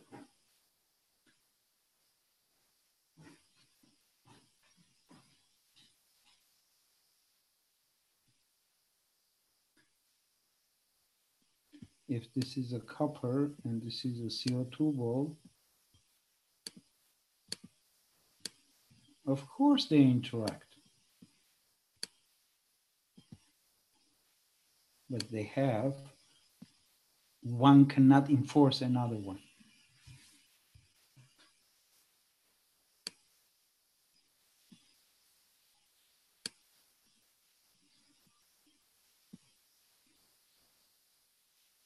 They are independent.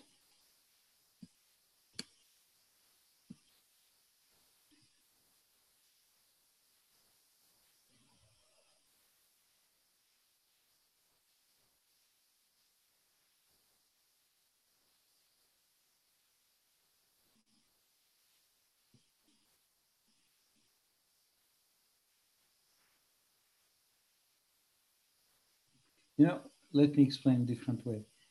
You know, colored diamonds?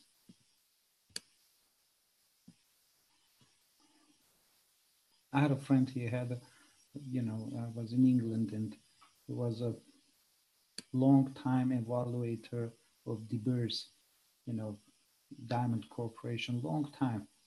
And, years he collected different colors of big diamonds.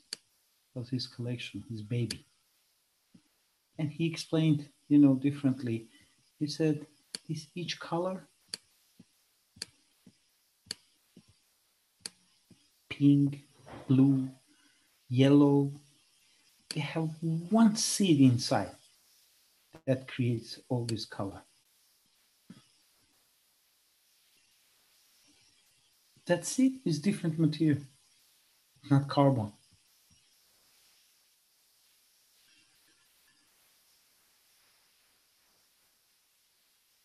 If it's copper, it's bluish.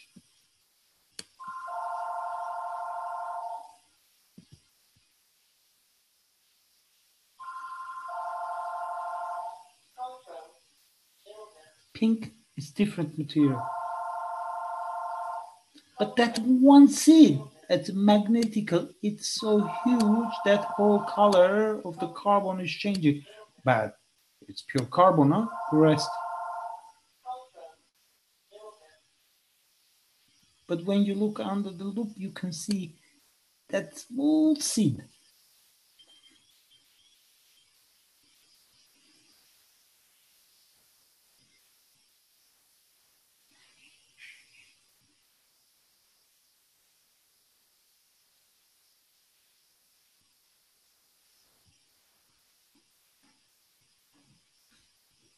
If you cut it, take it out, it will be white as snow again.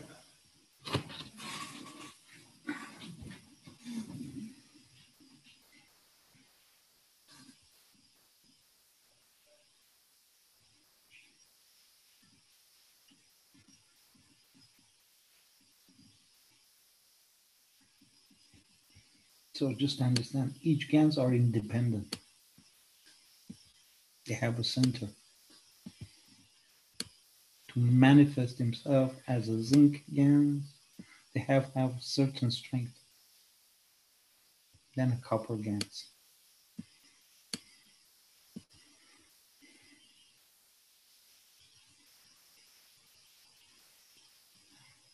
They each to manifest as a atomic structure, proton and electron of the element, you have to have a center mass.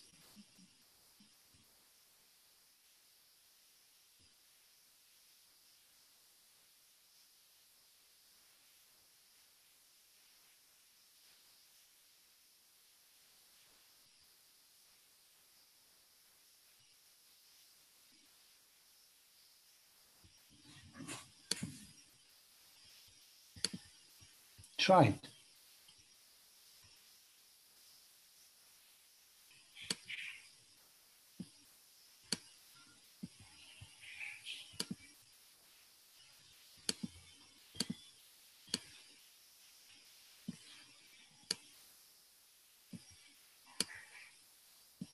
We do have a question here, Armin, from Jarrett. In this star reactor, do we need light in the free plasma to control and match the magnetic strength of the environment and or physicality? No.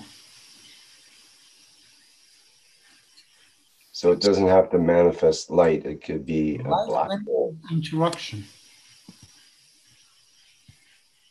If look,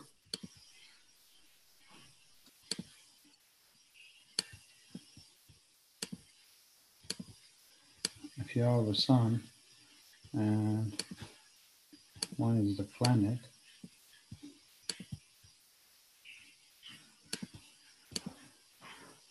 and this is our atmosphere. If you come out from atmosphere, you see no light. It's darkness. When you are in atmosphere on the ground, you see the interaction of the magnetic field of the sun and Earth. That's what you're observing. Interaction of magnetic fields. If you go up, you don't see no light. It's darkness. You see a sun as a burning ball.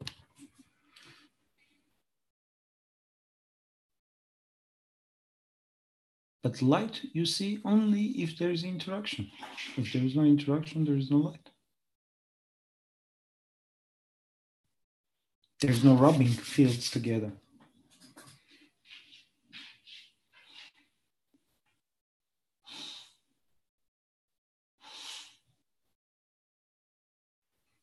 Out of this rubbing, it converts the plasmatic field into atmospheric, then it slows down enough, then you see a matter.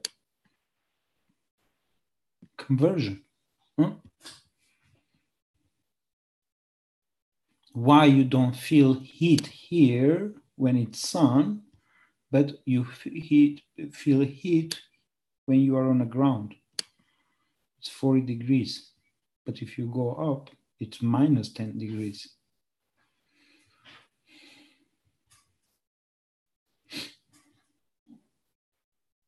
Because now it's rubbing here.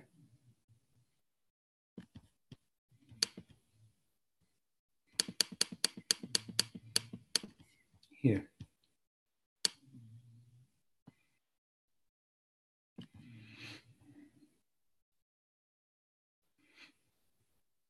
Because this field is not stop here, it goes into and through.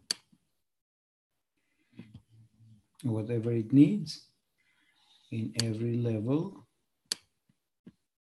you convert.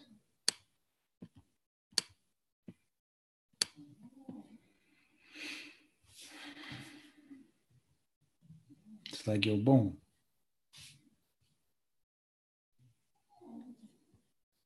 Here is total plasma field, totality. When it rubs, it converts and it enters. What is out of this interaction it's entering? Converting.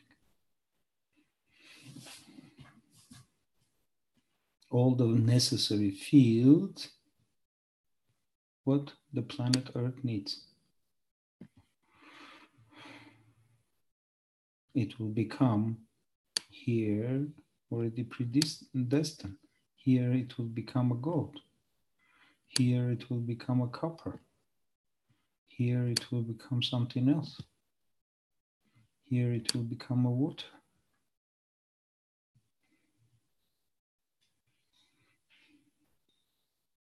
So this conversion up to here is the total plasma field. But when it enters, now it changes. Now it's in atmosphere. Huh?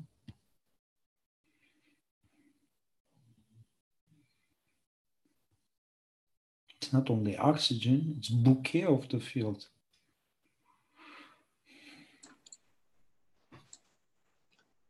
That So will convert.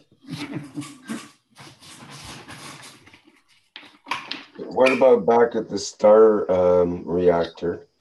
And one idea is that if we had the fields coming from each of these reactors, let's say, would not they be rubbing in the middle and then produce light? Or are they canceling in the middle and producing the free plasma, which is not dependent on light? Right. Or what? Or something else? Now light, it will become out of interaction of Earth and your plasma ball. Because now it's independent.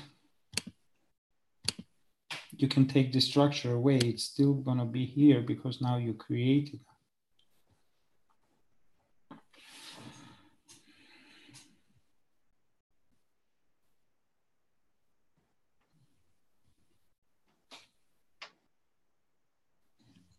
Then this will interact the same way sun interacts with Earth.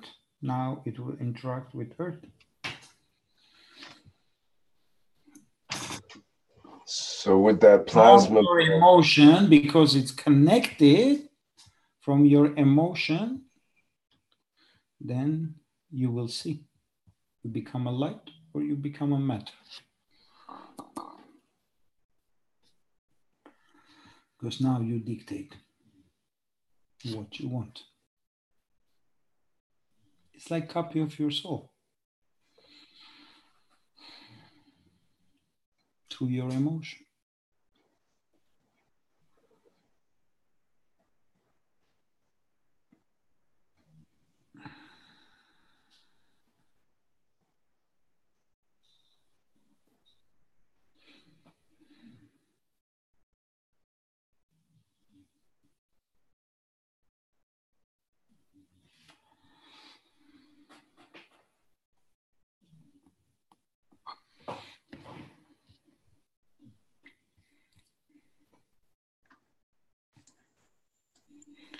Okay, Rick, I think it's enough for today.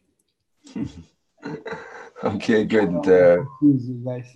Good first lesson once again for the 100,000th time, Armin, and it's very good. You're good with getting us back to the basics and He teaches us from the first day. We didn't pay attention. Now we're paying attention. Now we're understanding more. Now we're going back and forth where we missed the part. We were so busy, huh?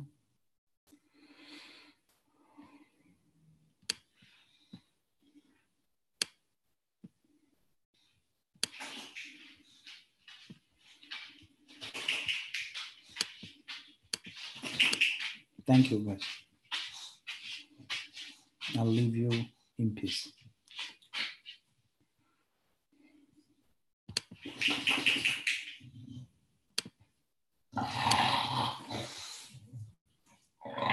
Maxine.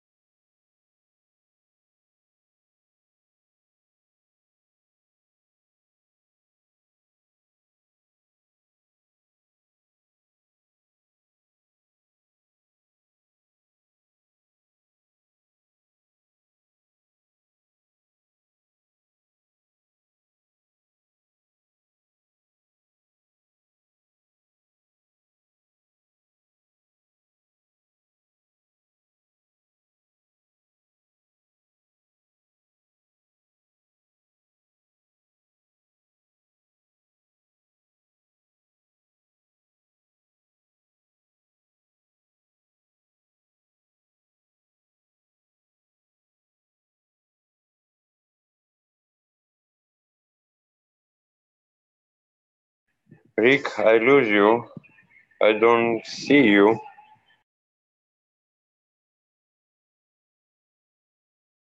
Same here.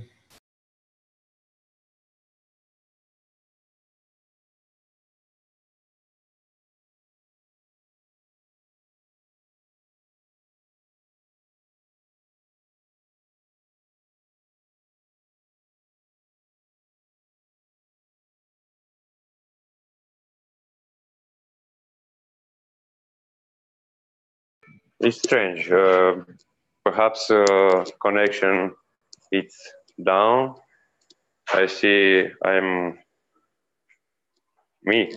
host. Oh, it's strange. I looking Rick, where is he? For Adi. Perhaps it's better making another co-host. I don't know what is the problem in Zoom. Somebody else in this time perhaps want to speaking.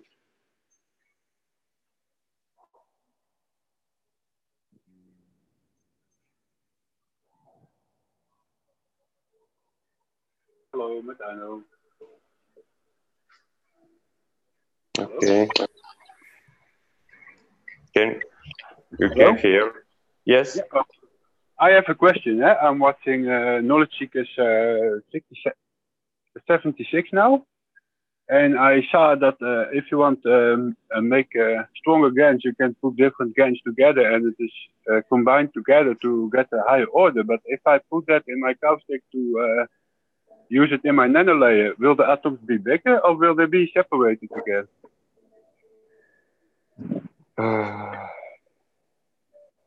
Or is it then maybe the force is equalized instead of plus when it becomes back to nano layer? There are two questions in one, sorry. I don't try to answer for this question because I don't know. Okay. After I try to find somebody else from making co-host because I don't see Rick. I don't see. No, I did also left. I thought it was finished. I thought so short, but many left. Early. It's early. I don't know what happened when Armanitz left. Everybody thinking it's over. I don't know what happened. Perhaps looking in the YouTube or live stream, seeing what's happened there. But can I share observation? Yes, why not? I was inspired with the oranges I already thought about. But a long time ago, I saw an Indian old drawing, and that hit me when I was not so old yet, because that explains the nerve system is not separated from the brain. And when I follow the new teachings of Mr. Keshe, I hear him say the same thing. And I observe the same thing, because when we are having intention, or intention can bring our attention to our nanolayers or skin. And then we also admit that. I could not understand why I talk with people around me about this knowledge and other knowledge. Lately, it's like there's like some sort of solar flames coming out and talking to people. And then I start observing what was happening. But what I'm seeing is going into my brain, and then it goes to my nerve system to program the intention of the plasma in my skin. It was very touching observation. I think it is nice if everybody knows this observation. It's like my graph system. When you go into GANs and with the normal wire out, it's also two different systems, but also working together. I think it's like that. That my brainstem is like in some kind of fluid in the brain, but not connecting. That is why we can interlock the bigger and the smaller part of the body in the future. So we don't have to eat from outside, but it's like that was what Mr. Keshe explains. When we go into the future, we combine that we don't have to take anything out to maintain the physical body, but also we don't have to. It's locked. You know what I mean? I surrender with my soul, my physical body. You say no?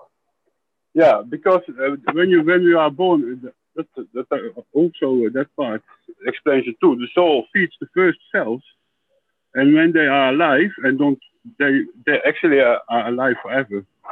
But when when the soul swings, then it takes energy, because the cell knows it's going to die. It will reproduce. It's the same.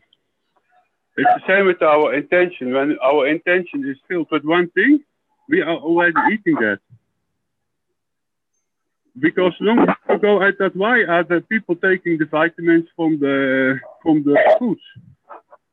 But now I understand it's not on purpose. The people look there, when they look to the foods, they're already eating it, and because we dictate the dictate of the particles in the fruits. And then it starts coming to us, but we take something out of it, and everybody is going walk around and take a part of it while they're looking. And that's why there are not so much vitamins in the fruit anymore. Understand what I mean? Because when I experimented with the orange, but the orange is not the same when I extract energy. It's different. Yes, I understand what you say, which means when you stay behind a front of GANs, of Maghreb, of this system, which means plasma, yeah, you don't have the desire from eating, drinking. You are already. Oh no, I still eat, but because. I know. Well, when I heard Peter talk about it, I was thinking we are one collective mind. I give my soul to our souls, and that's what I do every day on purpose. And then I start. I'm not that far yet. I'm in the GAN stage, and I put my orange on, and then I start tasting it. Because in the beginning, I was told I taste the GANs when I started it, but I'm not put it in my mouth. My field brings the taste to my mouth. Just like the feeling in your skin. Because it's release in the skin, it's going right to the field back to your mind. It's not a plasma field in your skin, but it is your aura who takes the pain, or it takes the touch. And it's also with orange. When I put one orange in my hand, and I put water in my other hand, I try to play with my field in my hands. When I make my field of the orange bigger, and the other one slowly a little smaller together, I see some light fragments going from the one to the other. And then I tried it with my brother. I took my brother in one hand and took the banana in one hand, but I could see the light was not entering his light. So I asked, and I already knew it did not work. But when I felt my girlfriend and our sister, there was something happening because they were very emotional. Then I took those two in my hands, and I took in my mind the CO2 in my other hand, and I feel they get easy in the touch. And I talk later with them, and they experience the same thing that I give that to them. Know what I mean? Hello? I understand. Wait a second. Rick. Hi, everybody. Okay. Did the meeting continue without me on Zoom? Hello? So I It's got strange because disconnected. you are left and I don't know what's happened. It's I didn't have a co-host, but somehow it kept going, right? Yes, And it's safe. now we have 3 co-hosts. Okay, well, somehow it worked out. I make a co-host because I don't want to lose this registration. Yes. You are host now. Do what you do. You do better. Okay, I have to get the live stream going again and the whole thing here because I got totally shut down. I don't know what happened. I lost the internet for 10 minutes or so. I don't know if I think it seemed to happen right after midnight my time, so they might have been doing some kind of major work on their systems. Anyway, let me reconnect. I'll be a couple of minutes here to set things up again, so just bear with me. Oh, I see the live stream is still going. Okay, to the streaming. So we should be streaming, I think, still to the... I think I need to reset that, actually.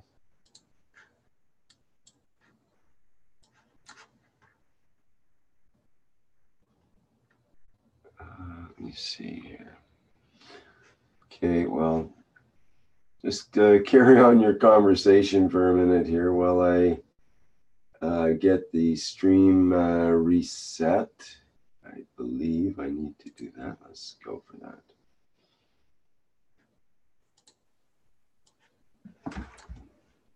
Okay.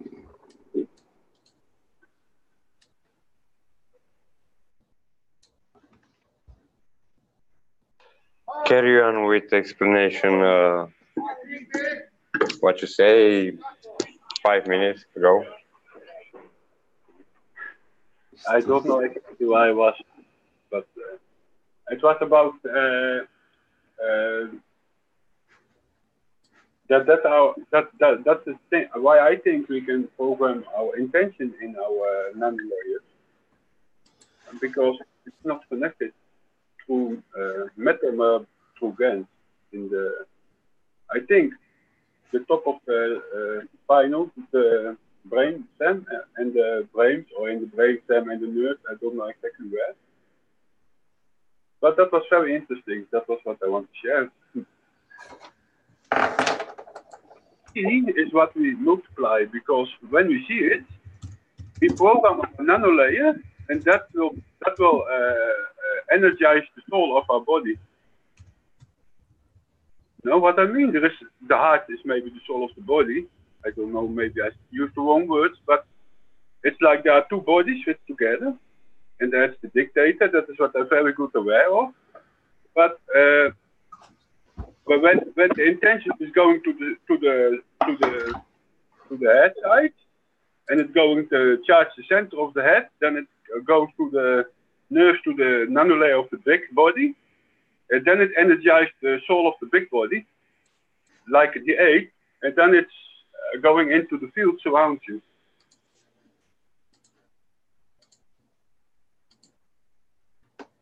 This was what I wanted to share beside my question. It's like two layer of nano layer, no? Stick together. You and another person, another entity. You are connected with amino acid, with a soul, with. I don't know. I put my tears in my GANs. With one nation, I created tears. I put it in my GANs and for the indication.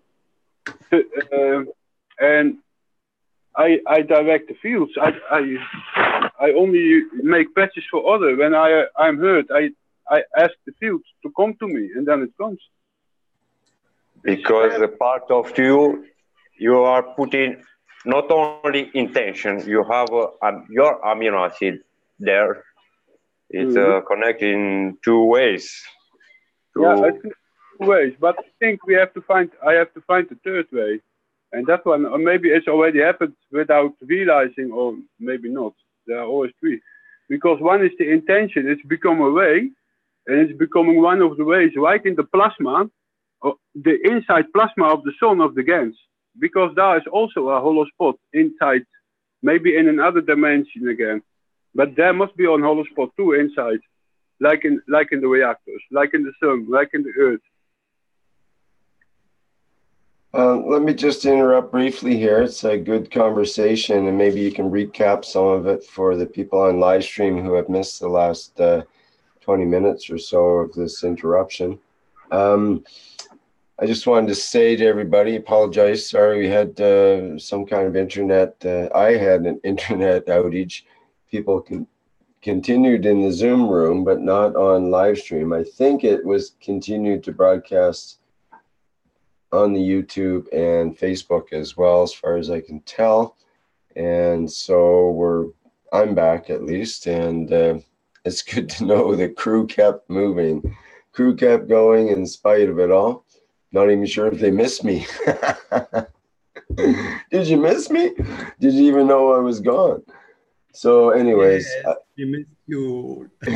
It's all back to semi-normal now, and we'll carry on with the conversation apparently about the way the free plasma interacts is the way I'm hearing it. Maybe someone could sort of recap a little bit about what you've been talking about in the last 10 or 15 minutes here. Can anybody give us a few sentences that might sort of describe what you're talking about, or do we need to go to the whiteboard? Hello, Rick. Must I talk on? I say again what I thought, or should I ask my question what I asked? Which one will you have first? Rick, it's out when you are making a question. Put a question again, and perhaps somebody else is able to respond. I had a question about the GANs. I was thinking about watching 67 Knowledge Seekers group now, and there was talked about. I was thinking, well, I need in the future big atoms. I saving my telephones for the gold atoms and so like that. But I saw then that if we need bigger GANs, you can put different GANs together because the fields combine, and then you have bigger strings. But if I put it in my caustic bath to nanolayer a new coil, do the atoms stay big, or do they get separated again in single elements? Thank you. Not sure if I was clear on that. When you have a nano-coated coil and you put it back in caustic, is that what you were saying? No, that's not what I mean. I mean, when I want to look, if I only use copper, I get one kind of atom. Then the plasma will always be the same. But I understand in new teachings that sometimes in the future that I need some bigger atoms when I want to create my MyGraph coils with different atoms. But I was asking, I saw in 67 that if you want the plasma to be bigger, you can enter other plasma from other strings together, and they will combine together, and then you count the isotopes of both atoms who are going to combine in the strings of the plasma. But I was thinking, I saw that some people make nanolayers, but before they do it, they put also GANs in the caustic to bring the strings in the plates or in the coil. So I was thinking, do the plasma strings create the new barrier from the nanolayer, or do they get separated again in their own elements? What it was before they were combined. It's like Armin saying, when you nano-coat, depend what put in this box, no? You specifically, in first day, Mr. Keshe is saying putting iron mesh, no, chicken mesh and copper, but it's always together. When you added GANs, you put imprint of these things between nanolayer in strength of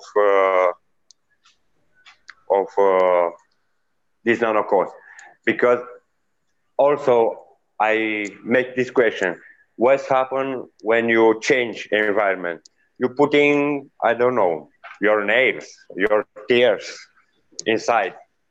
You change something like a strength of energy inside. Depend what is inside.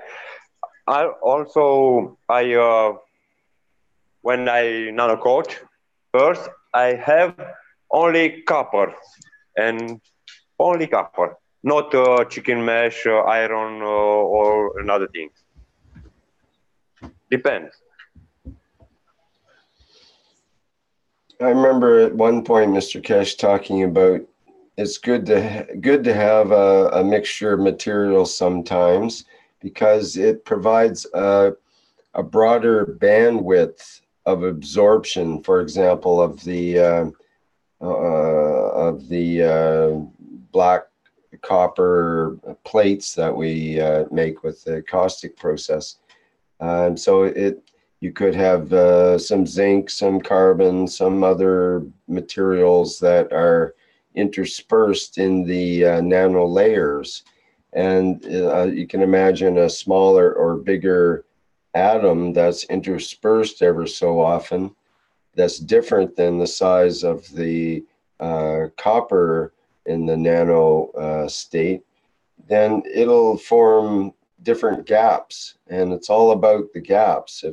If copper is normally such and such a gap, then maybe with another bigger entity here, it might push away the copper or attract the copper. The gap will change, and that means the ability of the plasma, or maybe the different wavelengths of plasma, or different strengths, field strengths, will be able to interact. So some field strengths might require a bigger gap, some might require a smaller gap. And this is part of, I think it's similar to what is done in nanotechnology with what they call doping, where you can have different elements, usually in a regular sort of lattice network. You want to have some sort of regularity to give sort of a consistency to your efforts. But it could be that maybe only one isotope here and another isotope over here has the correct interaction to create the fields that you need. So you might get the correct fields in part of the material, but not in another part. But maybe that's all you need, is correct conditions in part of the plate, and that's where the exact material could form that you need. That's the interchange between those two isotopes. And I think that's important, this idea of the interchanging of the fields of different isotopes, and the actual transmutation just with the addition of a proton onto another atom. Suddenly it's no longer that element, it's a different element. And if you can add a neutron and convert it to a proton in the process, well, you've transmuted that material. So this is a big thing, I think, once we get a better handle on that. And I think that process can occur in the salt water or salt liquid environment. it's like when you nano coat, I put one blade of iron in which another plate and added hydrogen, which means it's more acidic.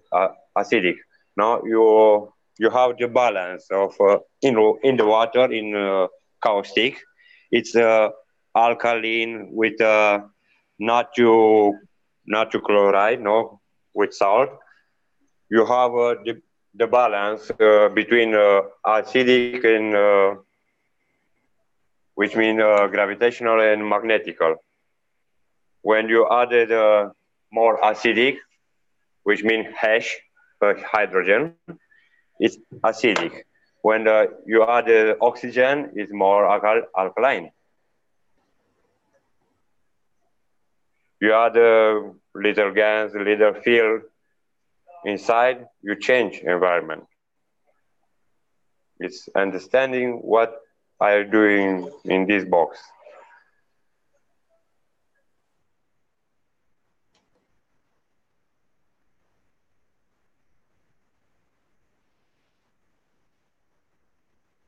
Okay, yeah, good point. Mr. Keshe saying hydrogen, deuterium, tritium, which between, no, you have one neutron from hydrogen and deuterium. It's different, like a strain between deuterium and tritium. It's different between copper and copper nano. This deuterium carbon, like I say. It's a different strain, different interact.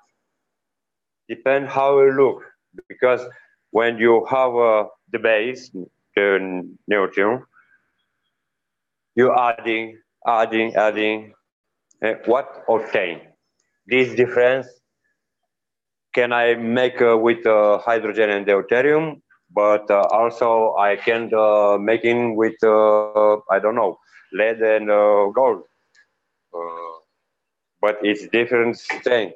How to interact with field, with gas, which means it's this plasma, it's close, it's in equilibrium state. No, how to release this gradient.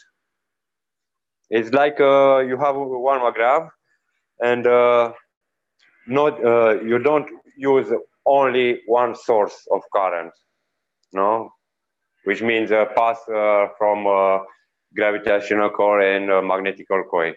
You use two different sources and obtain the gradient between, I don't know, not only GANs or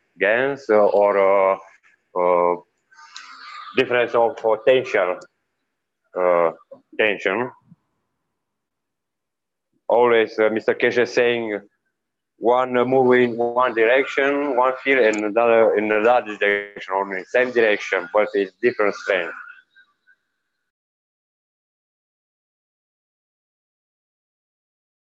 Say, looking in hole in this in the middle between the coils, not the coil itself.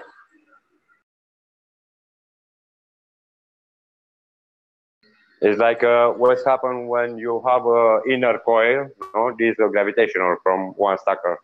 You have a 34 spiral, and another is not 144. It's let's say 300. What's happened?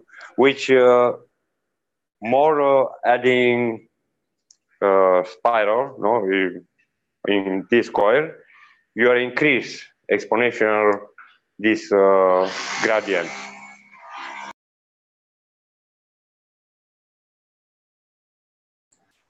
Is there an advantage in that, do you think?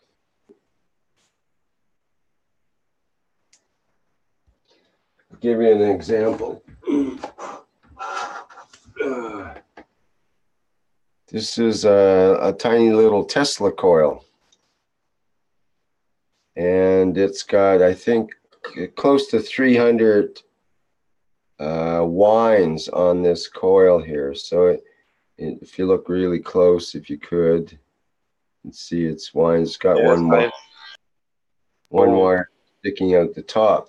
Now, that's called the secondary. The primary wire is this little wire on the bottom. It's only got 2 wraps that goes around that ties into these little here's my finger. It ties into these transistors that make and break the circuit for this red wire down here. But there's only 2 wraps, and those 2 wraps are enough. Even though they're just loosely wrapped around, they're not supposed to be necessarily tight. It's called a loose coupling, and it's enough to induce the energy into this coil and produce a plasma out of the top wire there. Or would if I had the correct input going into it right now, which I don't, and if it was fixed from breaking earlier today, which it isn't. But the idea is there about gradient between the 2 coils. So the idea was that now we have whatever particular, 144 is one number, and whatever other numbers correspond, and you could make it the whole system bigger or smaller with the same proportions perhaps. But what if you, like this system, instead of have 2 wraps, what if you had only 1? Or what if you had 3 or 4 or 10, say? Yeah, that'd be a good comparison. 1 or 10 compared to 2. Well, whatever comes out of here in potential would be actually increased by having 1 coil instead of 2. You would have a higher voltage, a higher potential, higher pressure coming out with less coils down here because the gradient is bigger. 1 to 300 is a bigger gradient than 2 to 300. In the same way, if we had 10 coils down here, it would be 10 to 300, which would be 1 to 30, instead of being 2 to 300, which is 1 to 150. It'd be 1 to 30, and that would be five times less a double coil. So going to a single coil would double the voltage coming out of the top, actually, but it might have half of the power at the same time, half of the amperage. So it's the gradient thing is the idea that I wanted to get through with this, and that's the way Tesla coils work, where you have a gradient between the lower coil and the secondary coil, and it's just a loose coupling in between is enough to induce the effects, and this would have a little plasma coming out of the top if it was activated right now. John, it's interesting when you inside secondary you have for example 200, but when you making double bifilar coil Tesla, you increase the gradient. What's happened when you making these things in the McGrath coil? Yes, that's what I'm wondering. And so what if we had,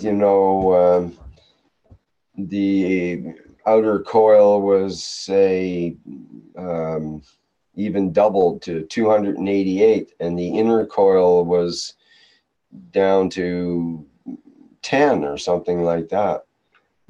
What would that effect be? Have we ever tried that kind of thing? First time when I enter with you, when I meet you in the Zoom, I don't know, 2 years or 3 years ago, I make this question because I see similarity with in McGrath coil with Tesla, in system like induction and auto induction. It's different in opposite direction of field. It's interesting making this thing. But also, Mr. Keshe saying understanding physicality, but yet over. Pass.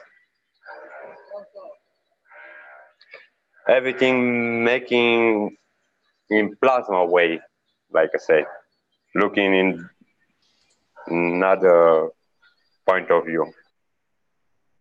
Yeah, it's true.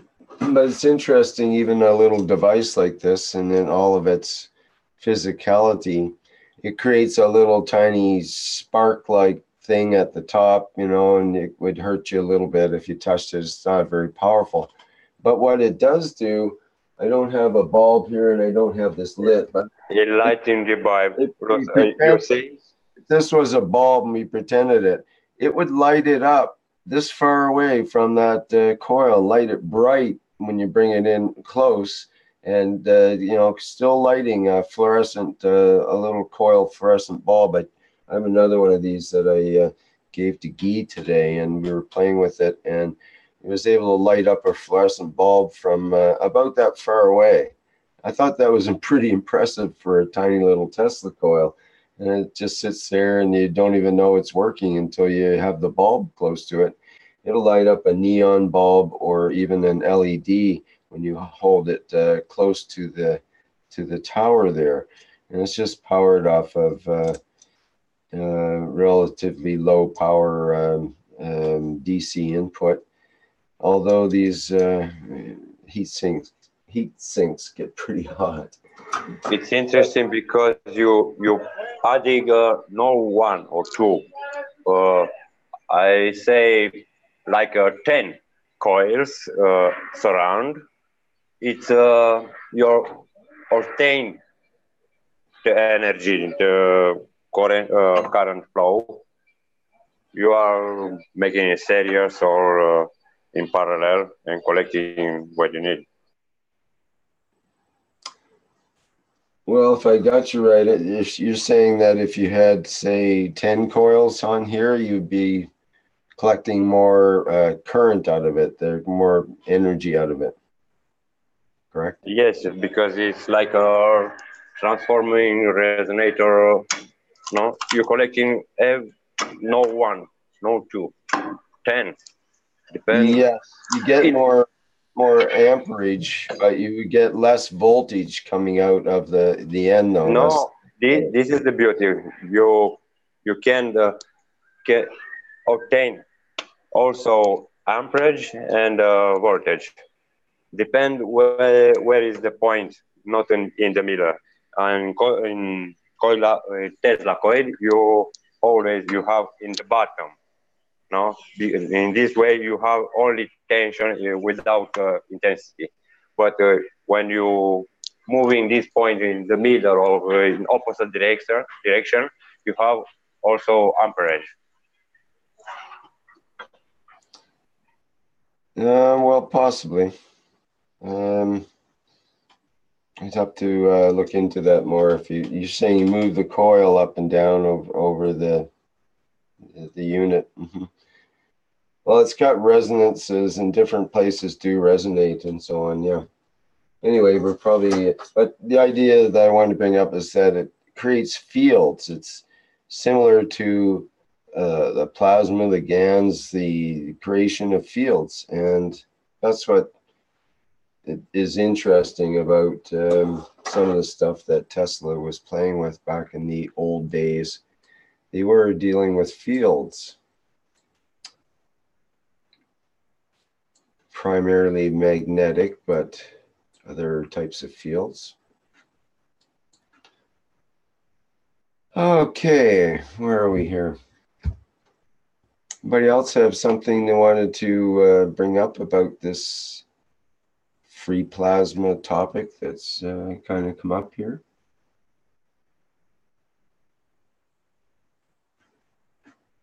Just having a look to see if there's any comments. I use the pressurized Tesla coil. I don't know what it's really called, but they Can barely hear you, Alper. Can you get maybe closer to your microphone there or something? now. try it again. It's pretty low, but maybe you don't have the right mic selected. We can hear you. You just have to talk up and say it again, please. Well, let me just show you, and you tell me what it is. Okay.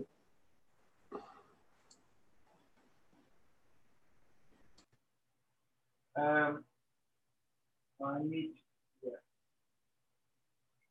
Funnel over.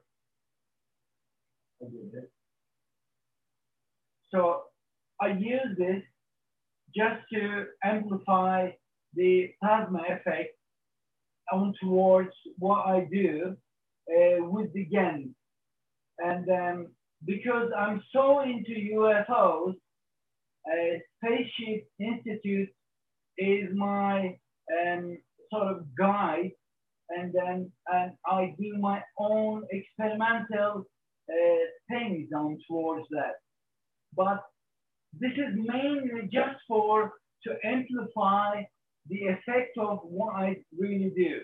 Thank you so much for bringing up Tesla coil, because what I believe is actually is the first step to be able to enter and start reading Mr. Keshe's books and teachings and blueprint teachings and previous teachings and everything else.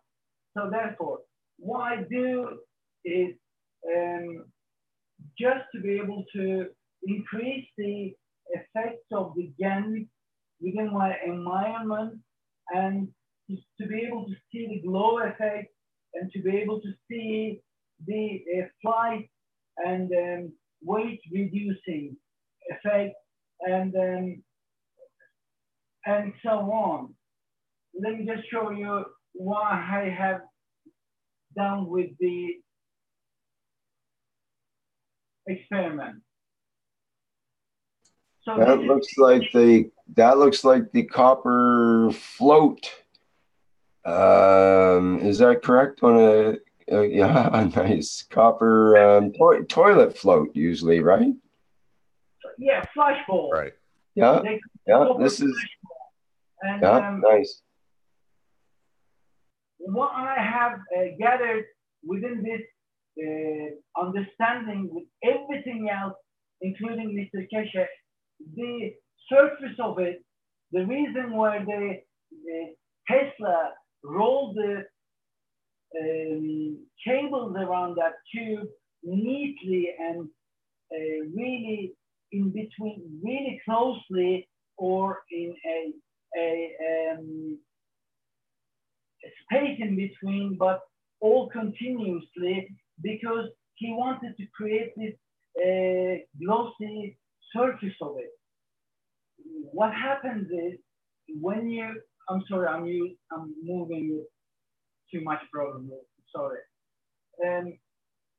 Where the surface is smooth and nice, superconductivity effect on it better. So they discovered this many times ago. So what I've done with this, let me just tell you, I have opened a hole on it, and then I filled it with the GANs that I thought it's relevant to everything that I have learned since the beginning. The reason I'm telling you is just because I have observed in the containers that I have collected all the mixed GANs, in time, they have separated themselves, which brought me to the point where they're conducting as if they are magnets, and they are positioning themselves according to their cup, their environment, their surface, and however they shape. It didn't matter really, it always shaped itself and always arranged itself accordingly. And from taking from the higher or lower, mixing itself and creating this really ingredient threshold in between it. So I have observed that. And what I wanted to do, because I'm into UFOs, I have seen photos of those kind of glowing photos of UFOs, and just the shape of it is very interesting. And I wanted to experiment with it, and I filled with GAN, and with this. So you have like a plasma capacitor. Oh yeah. Regular capacitor right in it, using the droplet tubes, glass tubes, just attached it, and it comes down to this. Let me just show you this point, and I have also inserted into that our regular capacitor making it, which is mixing all the known GANs and just rolling it. I'm sure everyone's familiar with that. So this is totally experimental, intuitively, without questioning. I needed to attach it down to the earth. So this goes into the middle without touching any of the outer ring or the GANs in it. But the bottom bit has this screw attached to it and rolled like Tesla coil with the magnetic cable. Exactly used like Mr. Rick showed just a moment ago in that Tesla coil. So this is grayish substance that you see was actually bluish when I put that in, and it's still bluish. And what it is, it's the caustic solution that had been washed many times and weighted and just like carefully got the top layer of it and put into it. And I haven't calculated this. This is all experimental because I see it. It's there. It's been waiting, and I'm thinking, oh, why I should use this and just see what the results, what the outcome will be. And so far, it turned into little grayish color, and I have also used these lightly to be able to create the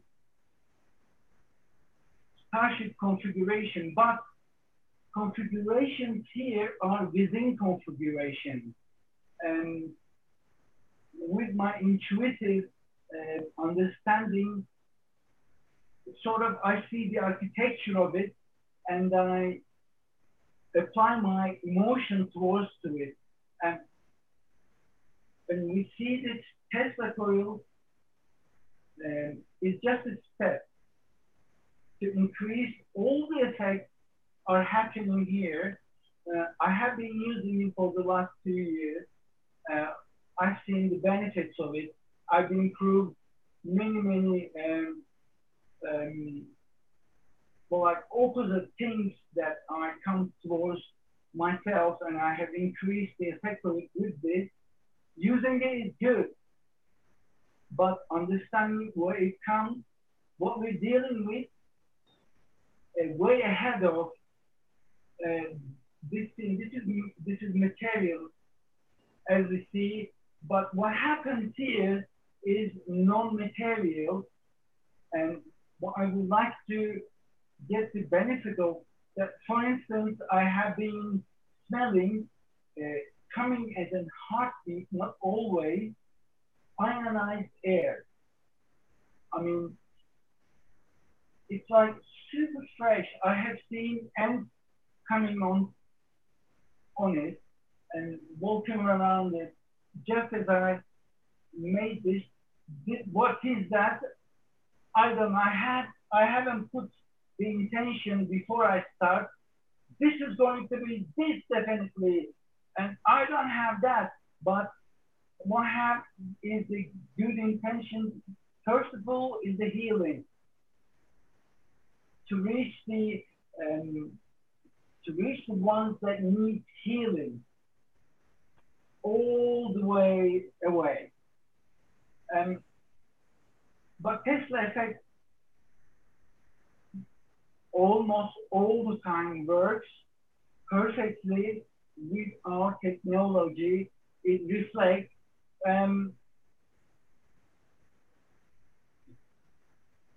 It's still on here, as you can see a little bit. It's all the way here, comes from here.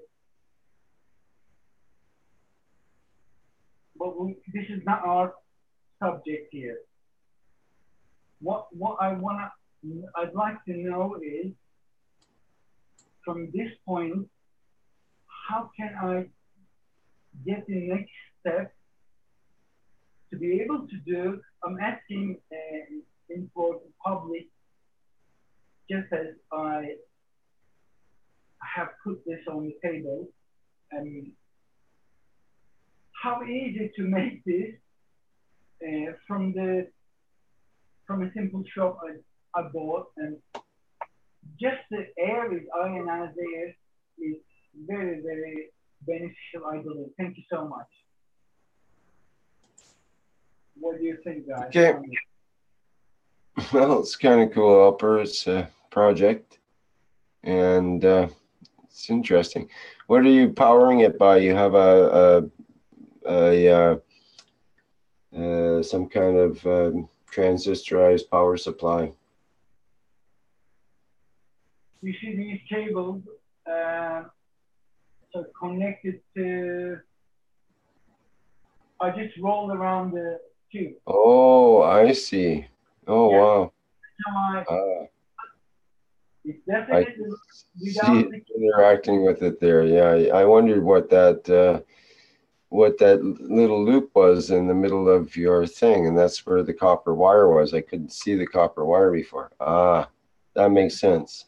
It makes totally go ahead the whole process for me to see instantly. This combination is something. Let's just wait and just investigate. You know, it floats well. It gives out something to me. It ionizes the air. It is something really massive happening. But it is really massive happening. And this you see here, this surface is different than this surface. It's just to separate the flaws and the understanding where Armin was explaining. And I have painted this, and this little area had been tried to fire coat the nanocoat surface with the fire, but not so good. I wouldn't recommend doing that. It didn't work very well, but I have used a brush, and again, I'm keep getting electricity here, and just a little tiny film of whichever the GANs you desire, do it, experiment it. It's so beneficial. Why? Because I see it, I'm sorry, my finger was there. I see it on the spot. I see it, I experimented on the spot. Even with Tesla is an old history. This is nothing really, but this is a very significant step to go on to an upper understanding of what plasma and the effect of it. When you hold it in your hand, this is just like a cold piece of material, but when you bring it close to it, it immediately affects it. I also increased the effect of it by putting some coins around it. So you could do that, but it's more amperage, more voltage. I mean, experimented again, as I have experimented previously, almost conduct, superconduct, and the effect of the Tesla coil, which we call plasma, call it anything you wish, and instantly on a matter level, you see it within your eye, you see it your eye, you experiment it, but the secret is, the beauty is within these understanding. That's what I believe. Just I wanted to see how it would affect my environment. Why have experimented having wonderful air around me? It's healing air. It's just that single thing gives me the confidence that I could go on and work more, and I could get more understanding. And what I do is I put my radios on immediately, FM radios. I do all sorts of tests that I have created within brackets in my own world, and I see, oh my God, it is there. Oh, it's so wonderful. I see it, I feel it, and then first thing I do, which would come to some of you very strangely, but I try to sleep next to it. I put myself chill out, I listen to music, and I just doze off. If you see, get yourself very tired at the end of the day without thinking that you're under this, near this experiment. Just put your head and then see what you're going to feel, because what we're dealing with non-material understanding of it, non-material aspects of it. Whichever the aspects of it we get, it's beneficial to us. It's beautiful to us. So what I believe is sleeping is just one part of it to myself, and I have my daydreamings as well, and I have other little moments that I consider it as sitting down doing what monks do years and years, meditation. And I don't want to be cocky or anything like that, but what I think meditation, so-called, could be achieved in 5 minutes, maybe in 30 minutes, maybe less than 20 years. I mean, it's described that way. Alper, we're going to have to wrap up here. You're bouncing the camera around so much that it's going out of focus, and it's really hard on the eyes, and it's hard to watch for the last 20 minutes here with the bouncing around camera. I appreciate your comments and everything, but it's just becoming difficult to continue to watch. You should have a tripod if you want to show something for that period of time. It's the only way to go. Okay, thank you so much, Rick. But thank you for your comments there. Appreciate it very much. And I like your ideas. I like the, you have the interaction of fields there is what's going on. And that's what creates the light. It's the interaction of the fields on the fields of the bulb that you have there. And it ends up, we end up with light out of it, which is pretty cool. But like you say, it's old science in a way, but putting the Ganses in with it, it becomes a new science. So maybe there's a combination, happy medium in between there.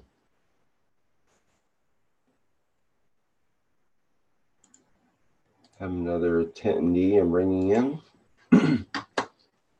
Okay, I have to get a picture up here, I guess. Oops. Get lined up if I can. There we go. Okay, does anyone have something they'd like to comment about Alper's assembly there, or something about that, or something about something else they'd like to bring up? See, Jedi Simon has written a very long study here. I haven't even had time to read it. It's quite long. Maybe if you want to just talk about what you want to say there, Jedi, it might be better than writing it, because if people have to read this, and that means they can't pay attention to the workshop, so they're busy reading instead of paying attention. But if you can, maybe you want to describe with words, or I could read what you wrote, I suppose.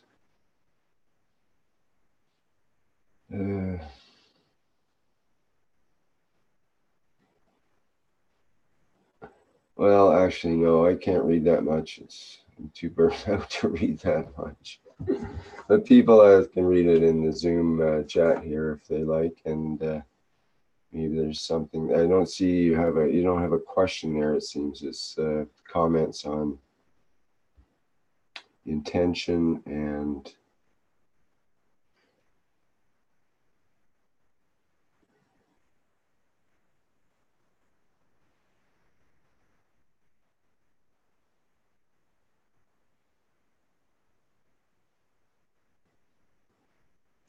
well, I'll read the last paragraph here. Maybe it'll stimulate somebody. If you can clearly, as you can clearly see, plasma is flowing in every direction without no pattern, following a subtle field that we cannot even see, that produce chaotic manifestation of light. We can see this happening under power lines with neon lights. No special effects though, because nano-potassium and quicksilver gas will react at a nano state level without creating effect that we can detect at our visual octave. It will light up, but we will think it is a static light. Plasma lamps excite us because they move a lot. Okay. Thank you for your comments. Anybody else with something they'd like to present here? We're into it for about 3 hours, and we could wrap up if there's no other input, or we could carry on. It's up to you. Plasma has a question in the live stream. Question to KFSSI workshops. New devices that create matter are already certified. The Keshe Foundation has no problem with that. What do you mean by new devices that create matter are already certified? Do you have a link for that? Maybe you put a link in, or I'm not sure what you mean by new devices that create matter are already certified. And Keshe Foundation has no problem with that. Send your question to the management of, I don't understand your question. You're going to have to clarify, Plasma, so that I'm not sure what you mean by new devices that create matter. We create matter through the CO2 boxes. Is that what you mean, perhaps?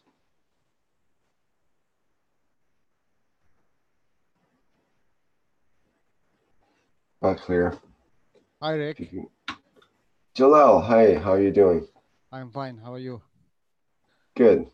Hi, guys. I think he meant when Mr. Cash said about they are manufacturing devices which make materials. And this was before 2 months or 3 months from here. And I think he's asking about that. If is it already in the store and already certified?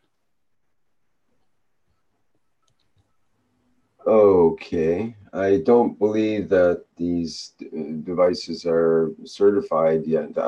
I don't know.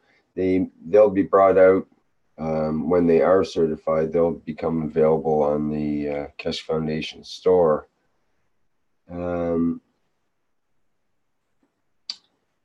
I could ask that question in the workshop and see what Mr. Keshe responds. So it's, I can't recall exactly what he said about that, but the question would be, are there new devices that create matter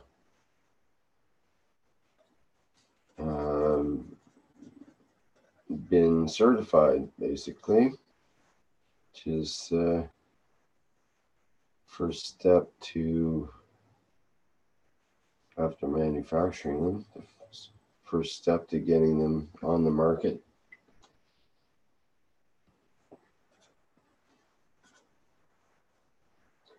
Okay, thanks for clarifying that, Jalal. I think I understand now what he's talking about. So we'll see if we can see if there's any movement on that.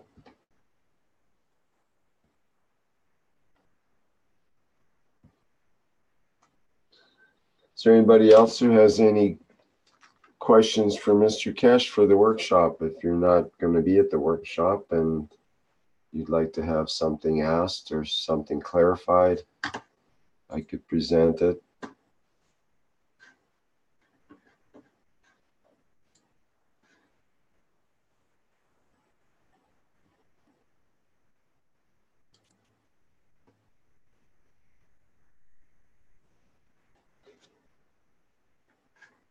All right, as long as everybody understands everything and is happy with their understanding, then I guess we have an understanding. And you don't need to ask a question.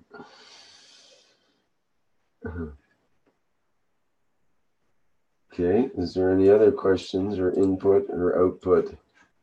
Looking for input, output, throughput. Hey, Rick. It's Pete.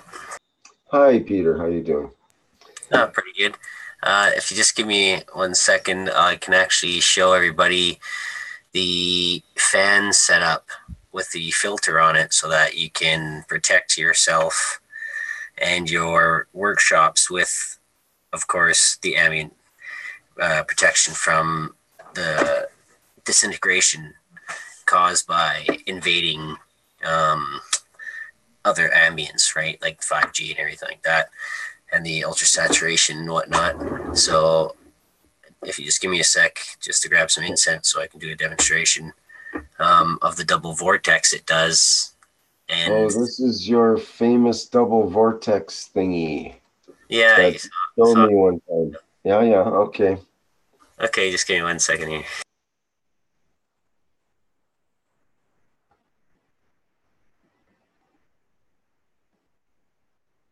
Okay, we're going to have Peter give us a demonstration here in a minute.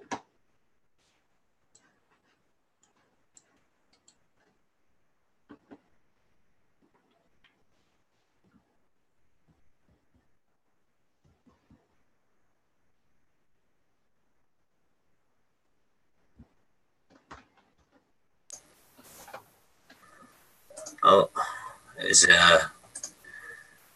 my video won't start here. It says can't start. Oh, might have to bless it or something here. Let's see. Let's try this, and then if I go, you might be able to start it now, or I might have to go this. Give that a try. Hey, how's it going, everybody? Ah, there you go. Hang on till I get you pinned up here, Peter. Cool. There we go. Okay, so here's what the fan looks like, and you can just go to a hardware store or whatever. Filtrete works pretty good. It's just get a good quality furnace filter. Usually what you'd want is, depending on the standard pedestal fan, would be a 24 by 24 inch filter. It's just square. It's easiest to work with. The 16 by 24s do fit these regular pedestal fans, but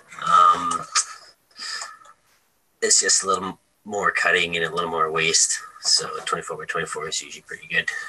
And then, so all you do is first start off with the filter, and you do a cut like a Y right here, right there. So where that goes is onto the back here. And so you can slide it on, put it around. Here's that little, here's the Y cut, right? And there's a little circle right there. Tape it all, just regular household duct tape works. Cut around the corners because it is a square. So it'd be like this. You just cut the corners off, seal it on with whatever way you want to do it. Duct tape usually works the best. Let's try to stay within the half ratio. So usually where the grill splits, then you'd want to stay within that. And other than that, also with here is if you have a metal grill, like this one does, this one has a metal grill, you can't use the mesh side, the electrostatic side, against the grill, because what that does is it cancels out the effect of it. And generally seen, like with the double vortex, not only is it from airflow from this, like from the ridges and everything, but it's also a change in charge. So the air is from being ultra saturated with nanometallic oxides, obviously. For the chemtrails, it'll have a positive charge on it in the ambient energy. So an air is supposed to be neutral. And of course, if it's in the ambience, then it affects plasma, it affects us, it affects everything. So protection. And what happens is that it'll actually change, put a strong neutral across the airflow that's coming in. And it'll actually, when it does double vortex, it'll change the air to close to a neutral, maybe with a little negative. I'd probably say more on the negative side than the positive, which is good. That's what we want. So I'm going to turn it on and then light this incense and show you the double vortex. So I know you've seen this already, Rick. What, 2 years ago? Oh, I'm going to mute my mic, so I'm just going to light this, and then I'll show you front and back with it, and hopefully you can see the smoke. Okay, sounds good.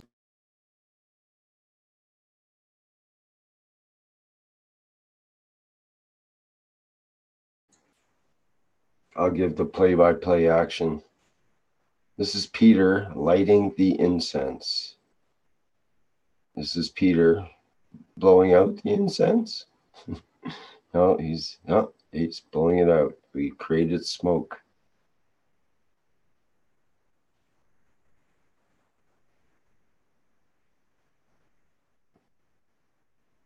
Okay, I'm not sure if we can't quite see. It needs to be a darker background. Move it more toward you. Move the fan more toward you, and the books are in the background, or your shirt or something. We can see the smoke easier, maybe. It's hard to see the smoke there. Yeah, with your shirt in the background, that might work. Yeah, we see it there now. Okay, so it seems to be going right into the fan, right into the filter, straight there, pretty much.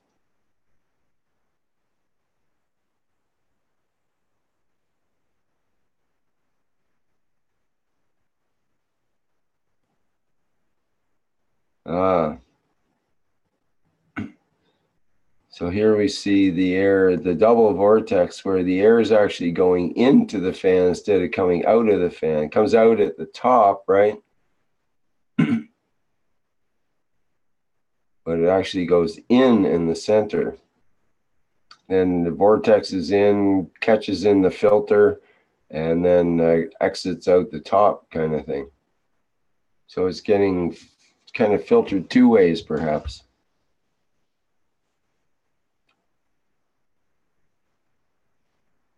Comes out the sides, yeah.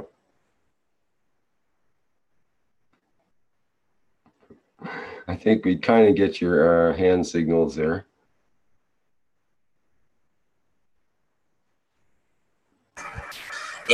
I'll turn this off just one sec. Well, you got to make sure that to not cancel out the electrostatic effect of the filter. So that's one of the key components. So if you have a plastic grill on your fan or whatever. Box fans are the easiest because you can just tape to it without having to do much. And then if it's a plastic thing, then the grill can be facing towards the airflow, like towards the fan itself, instead of facing away. So, and then it should be fine, right? It's just because of this metal grill, and that's why these metal grills collect dust. So you'll actually realize that the dust collection on it is very minimal. The dust in your house is very minimal. You'll, within 10-15 minutes, you can do pretty big rooms, and it tastes great, smells great, you feel great. Some of the best sleeps you ever get. And it takes some of the standard stuff, and the higher versions can take, let me put this out. Some of the higher versions can take smoke, smog, dust standard, pollen, dust mites, debris, viruses, bacteria, mold. So you can get up to like class 3, class 2 if you're double filter, and you can be cheap about it, right? So it's, instead of spending $2,000 on a purifier, then you could spend $40 on a couple of filters in a fan, right? And it'll protect a lot more. It'll protect a lot more than what averagely you'd want to really do. So if you want to neutralize the air so that your ambient technologies like plasma and a lot of the other multiphasic ones, 0-point energy, geometric energy, those all take the same thing. It's ambient energy in one way, fact or another. But when it comes down to it, protect your home. Try to do a closed environment. Keep it away from 5G, RF paint the inside of your garage if you have to, or whatever, because that stuff is on unless you physically turn off the router. People have been using GANS paint with good results as well, especially the copper base, because it's, of course, conductive in a way. So, well, we'd have to test with one of the meters, like the tri-filter or something like that, something precise, see how well it's working, because it could just be dampening it. You want elimination, because just even if you leave the house, just turn it off, or you go to bed, just turn it off. Yeah, Shandor's done some work with that. He sprayed the inside and outside, I think, of his windows, because he was getting a direct blast from a source on I think an apartment building across from him, and so he had to actually take precautions and do some things to make sure that it wasn't getting fried from. Oh, there's Shandor. Maybe. No, yes. So time being, there is a metallic wallpaper which protects against that nasty microwave. You can see I put a special wallpaper there. Aluminum mesh will work too if it's grounded. That's what you usually use across your windows. Yeah. Now over the glass, it would be good to get a fine copper mesh. Mm. It has to have the mesh opening less than a quarter of the wavelength of the given frequency. So it's about 2.2, 2.5 gigahertz, so it's not a big problem. Anything of the... So anyway, it has to be tested. Sorry guys, I'm moving, so that's why it's so empty here. Moving in, not moving out. I have many transports to do. Okay, so thank you for telling about. So it's about the. Oh, sorry. This autofocus, self-focusing is not very good. So sometimes you have to make a protection, and to make a Faraday cage of your room, it's not so easy. It's too expensive. So I'm using partial thing for the most nasty thing. I have a radiation source at 100 meters. It's a parabolic antenna, which should it's supposed to go to the next relay point and not to my window. It should go above the house, but somehow maybe it went down, maybe somebody didn't tighten well the screws, or who knows what. And the technicians are solving that thing. If they are not on the roof, they see it's not a good connection, so they increase the output, the power, until they reach the next point.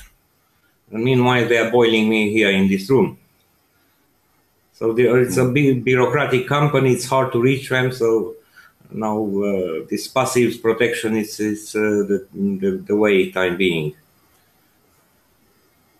Yeah, sounds good. Maybe you need a big mirror and to send them back their own energy. That would be not bad.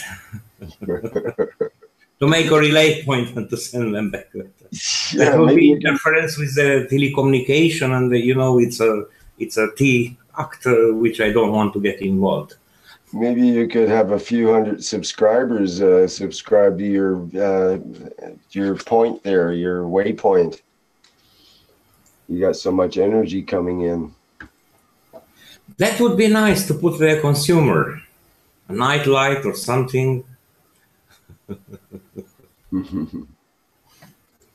Yeah. If it comes unsolicited, at least to harvest.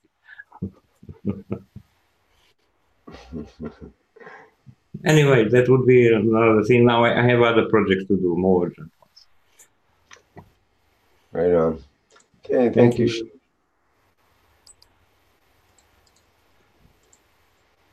We had a question from Jedi in the chat.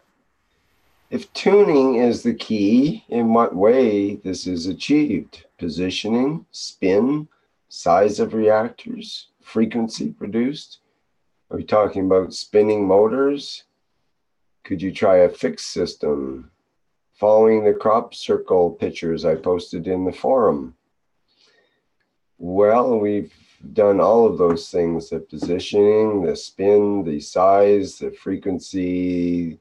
We're talking about spinning motors, non-spinning motors, fixed systems, and sometimes just using our intention, and sometimes with systems interacting, and sometimes with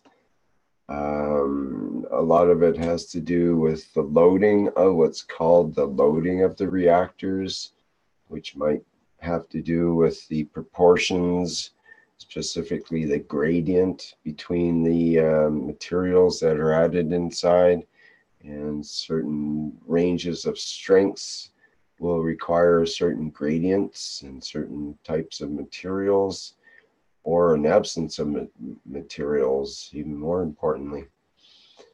And people have made literally thousands of different types of systems.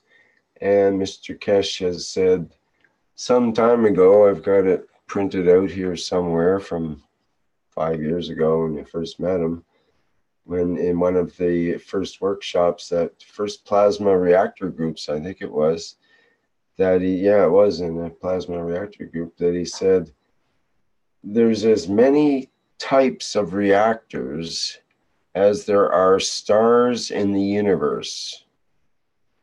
And everyone will have their own particular slant on it, their own individuality added into it according to their knowledge and according to their abilities. So, and when we talk about reactors, you have to start really discerning what kind of reactors and what do you wish to achieve.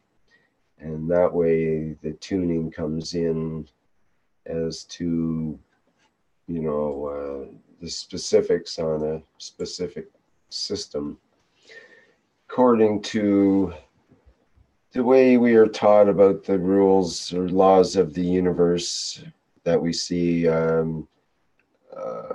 being taught by Mr. Keshe and others that are tuned in to the laws of the universe. And we come up with different physicality systems to test some of those ideas. And we still have a long, long ways to go. But this is part of mankind's uplifting and knowledge that's coming in. It's a new type of science, a new type of technology that is different than the existing, and sometimes they don't play too well together, and plasma systems could overshadow or block some of the other systems, such as cell towers or cell phones, or even electronics, other electronics. Or, on the other hand, it could be a different way of communicating that could be much superior to our existing ways of communicating. But having them play well together is definitely a challenge.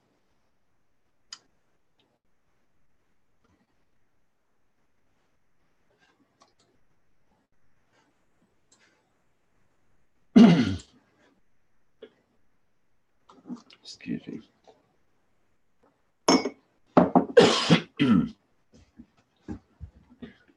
Well, anyone else have something to offer here, or shall we close down for the day? I have one little tiny wee thing I will show just before we shut down. Be back in a second here.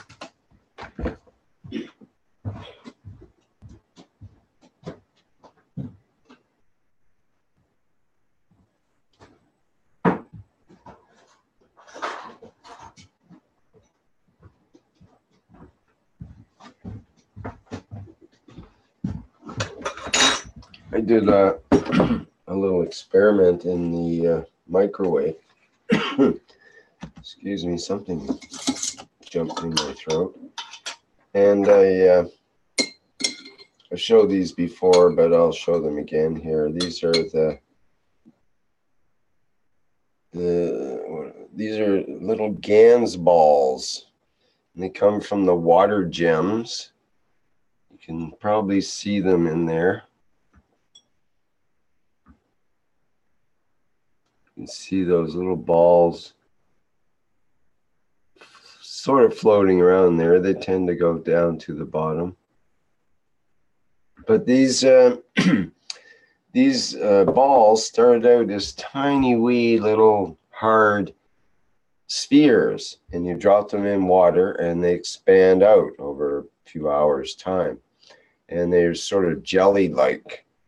So I expanded them out in multiple GANS water, and they absorb the GANSes inside the ball. So I figure the ball will have the plasma water, if not the actual GANS particles inside of it, because it definitely has some sort of coloring, some sort of GANS inside of it, because you can actually see the coloration in the balls. Different GANS colors will color the balls, so it has some of the GANS is actually going into it. And so I ended up with these little GANS balls, which are interesting in themselves. You can put them in a reactor, and then it contains that GANS in a contained shell. So I thought, well, what's going to happen if I put some of these in the microwave?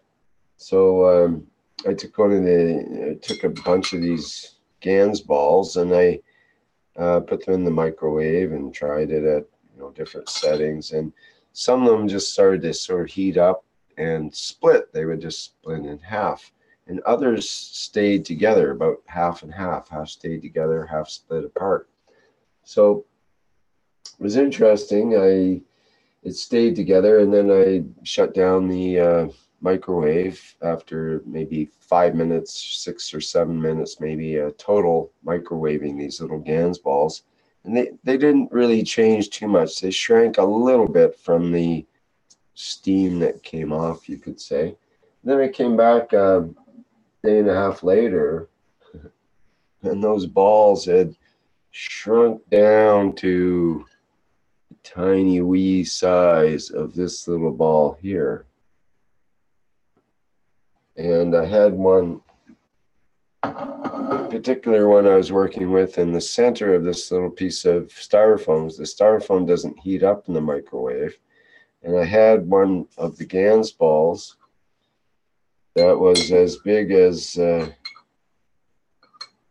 actually it was bigger because it was one of the colored ones. It was about this size in the top of this, and it shrunk down. It shrunk back down to my camera's not focusing automatically. Just bear with me a second here so you can have a little better picture of it. Focus. Oops. Uh-oh. I lost my little GANS ball. I have to substitute one here. I'll put in. There we go. And I have to focus. Let's see if we can focus up close.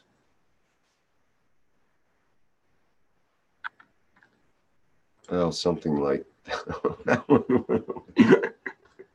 That one went overboard too. Now I got two high energy GANS balls bouncing around my carpet. Well, the idea was that when you think about it, it's a large sphere of these particles that are interspersed like in a normal GANS water. And then you take that sphere and shrink it down to less than 1/10 of the radius that it had before. And all of a sudden you've got all those particles and all that,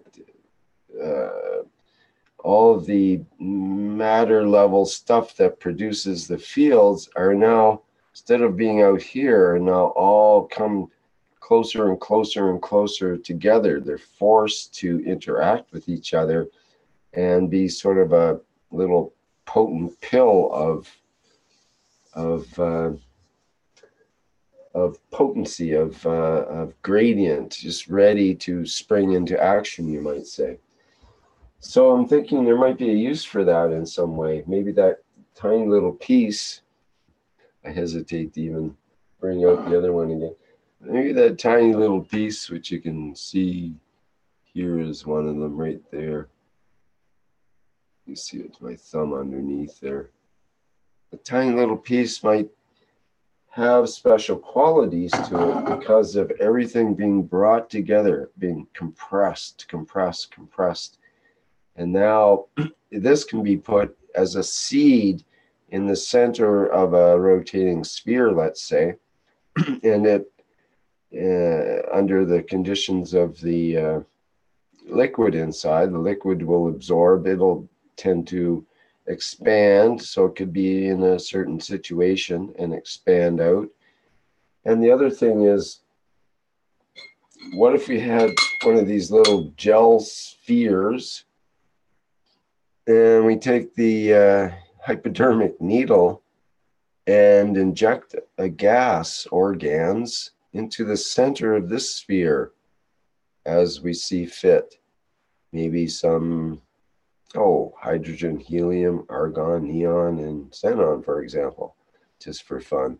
I'm talking about a tiny wee bubble inside of here, less than a millimeter, maybe 1/10 of a millimeter in size. And then shrink the whole thing down. So it's only about a millimeter in size. And that should compress and shrink that little bubble, and perhaps is a way to activate it. It could be a little bubble of a certain kind of GANS that we want to encapsulate in the other GANSes, and we want to, through compression, compress that central germ, that central initiator, you might say. And maybe that would be an interesting way of creating a little bit of a micro reactor. Maybe it would create a light effect or a heat effect or an energy effect, field effect, some kind of effect. We need to see effects. I want effects. Anyway,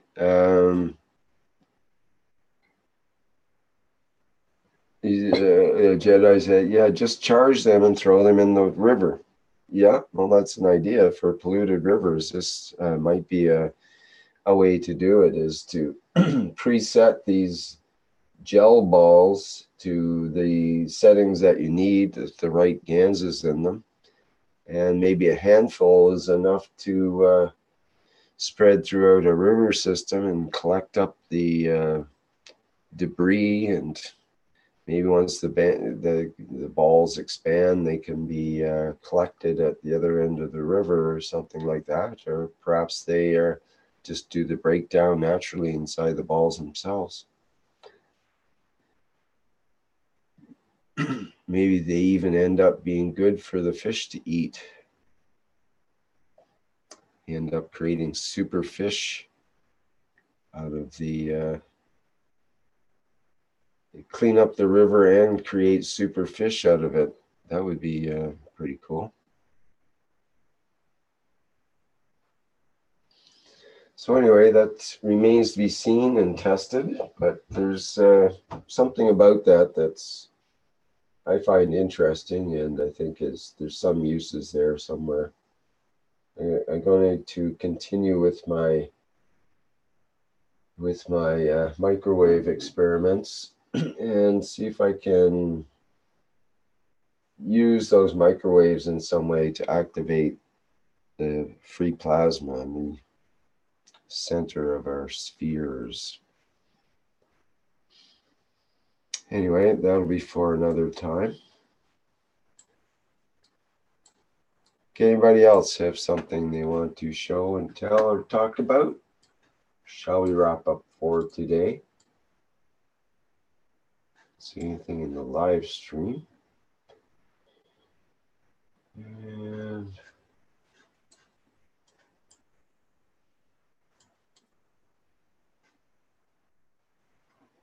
not sure otherwise.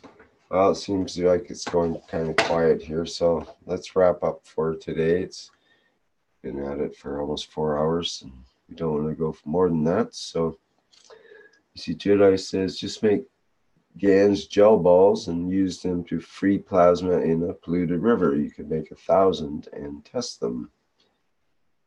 Yes, indeed. Alrighty, so stay tuned for the Knowledge Seekers workshop coming up as usual at 9 a.m. on Thursday. That'll be August 30th. That's Central European time. And we look forward to another wonderful workshop with Mr. Keshe, and we'll see what the latest news and teachings are from that end. What else do we have to talk about? If anybody's interested, there's the sale is on in the Keshe Foundation store for the summer sale. Still on for another couple of days till the end of August, where you can order, if you order as a group or have lots of money, then you can get 1,500 euros worth of product, and you get, I think it's 3 or 4 products added for free. So you might want to go in with a group and make an order. And there's break-even points of 1,500, I think it's 2,000 and 2,500 euros. I should look at that again, but I don't have it handy here. It's on the Keshe Foundation website, as well as the store, Keshe Foundation store. It has a banner, and at the top of many of the Facebook posts as well. And you can get together with a group and put in an order and get some free items. That's the main idea there, so check it out. And what else do we have happening? I think the Keshe Foundation is still looking for hosts for private teachings. And we're making Flint work pretty hard right now, so still looking for another host or two to do maybe one of the private teachings every week or even every month would be nice. and you can learn the art of hosting and just be there and to help support the teachers that are teaching. And it's not too hard to be a host for the private teaching. You don't have to do all the broadcast stuff. It's fairly simple, but you need a few things and have to have a good internet connection and a good microphone and all that kind of stuff. There's further information about that.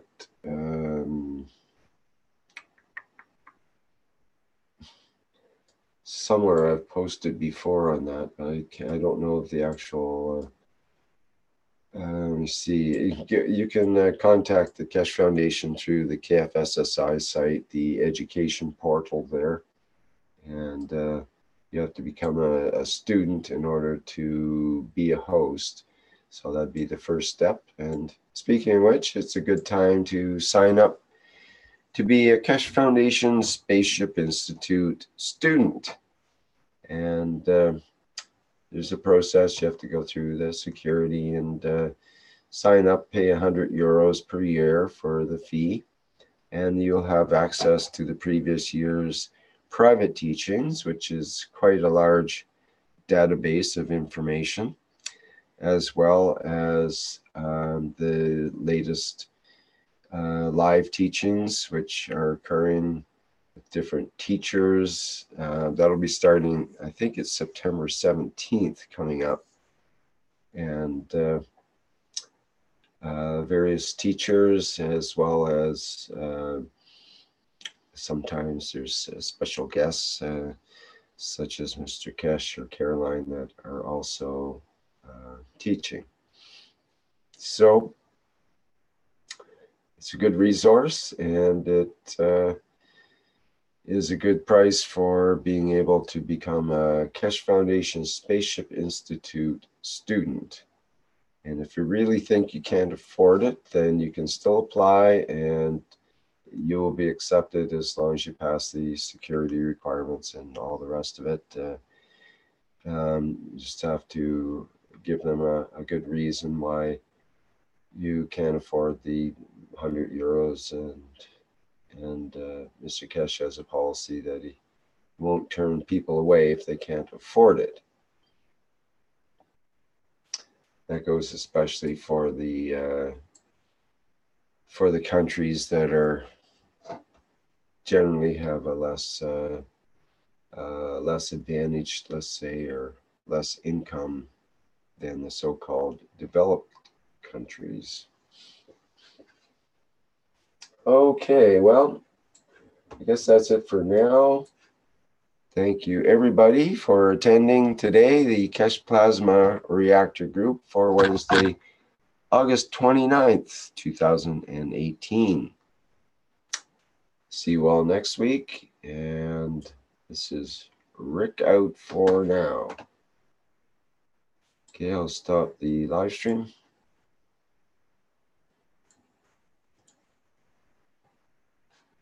And we'll end the meeting for now. Oops.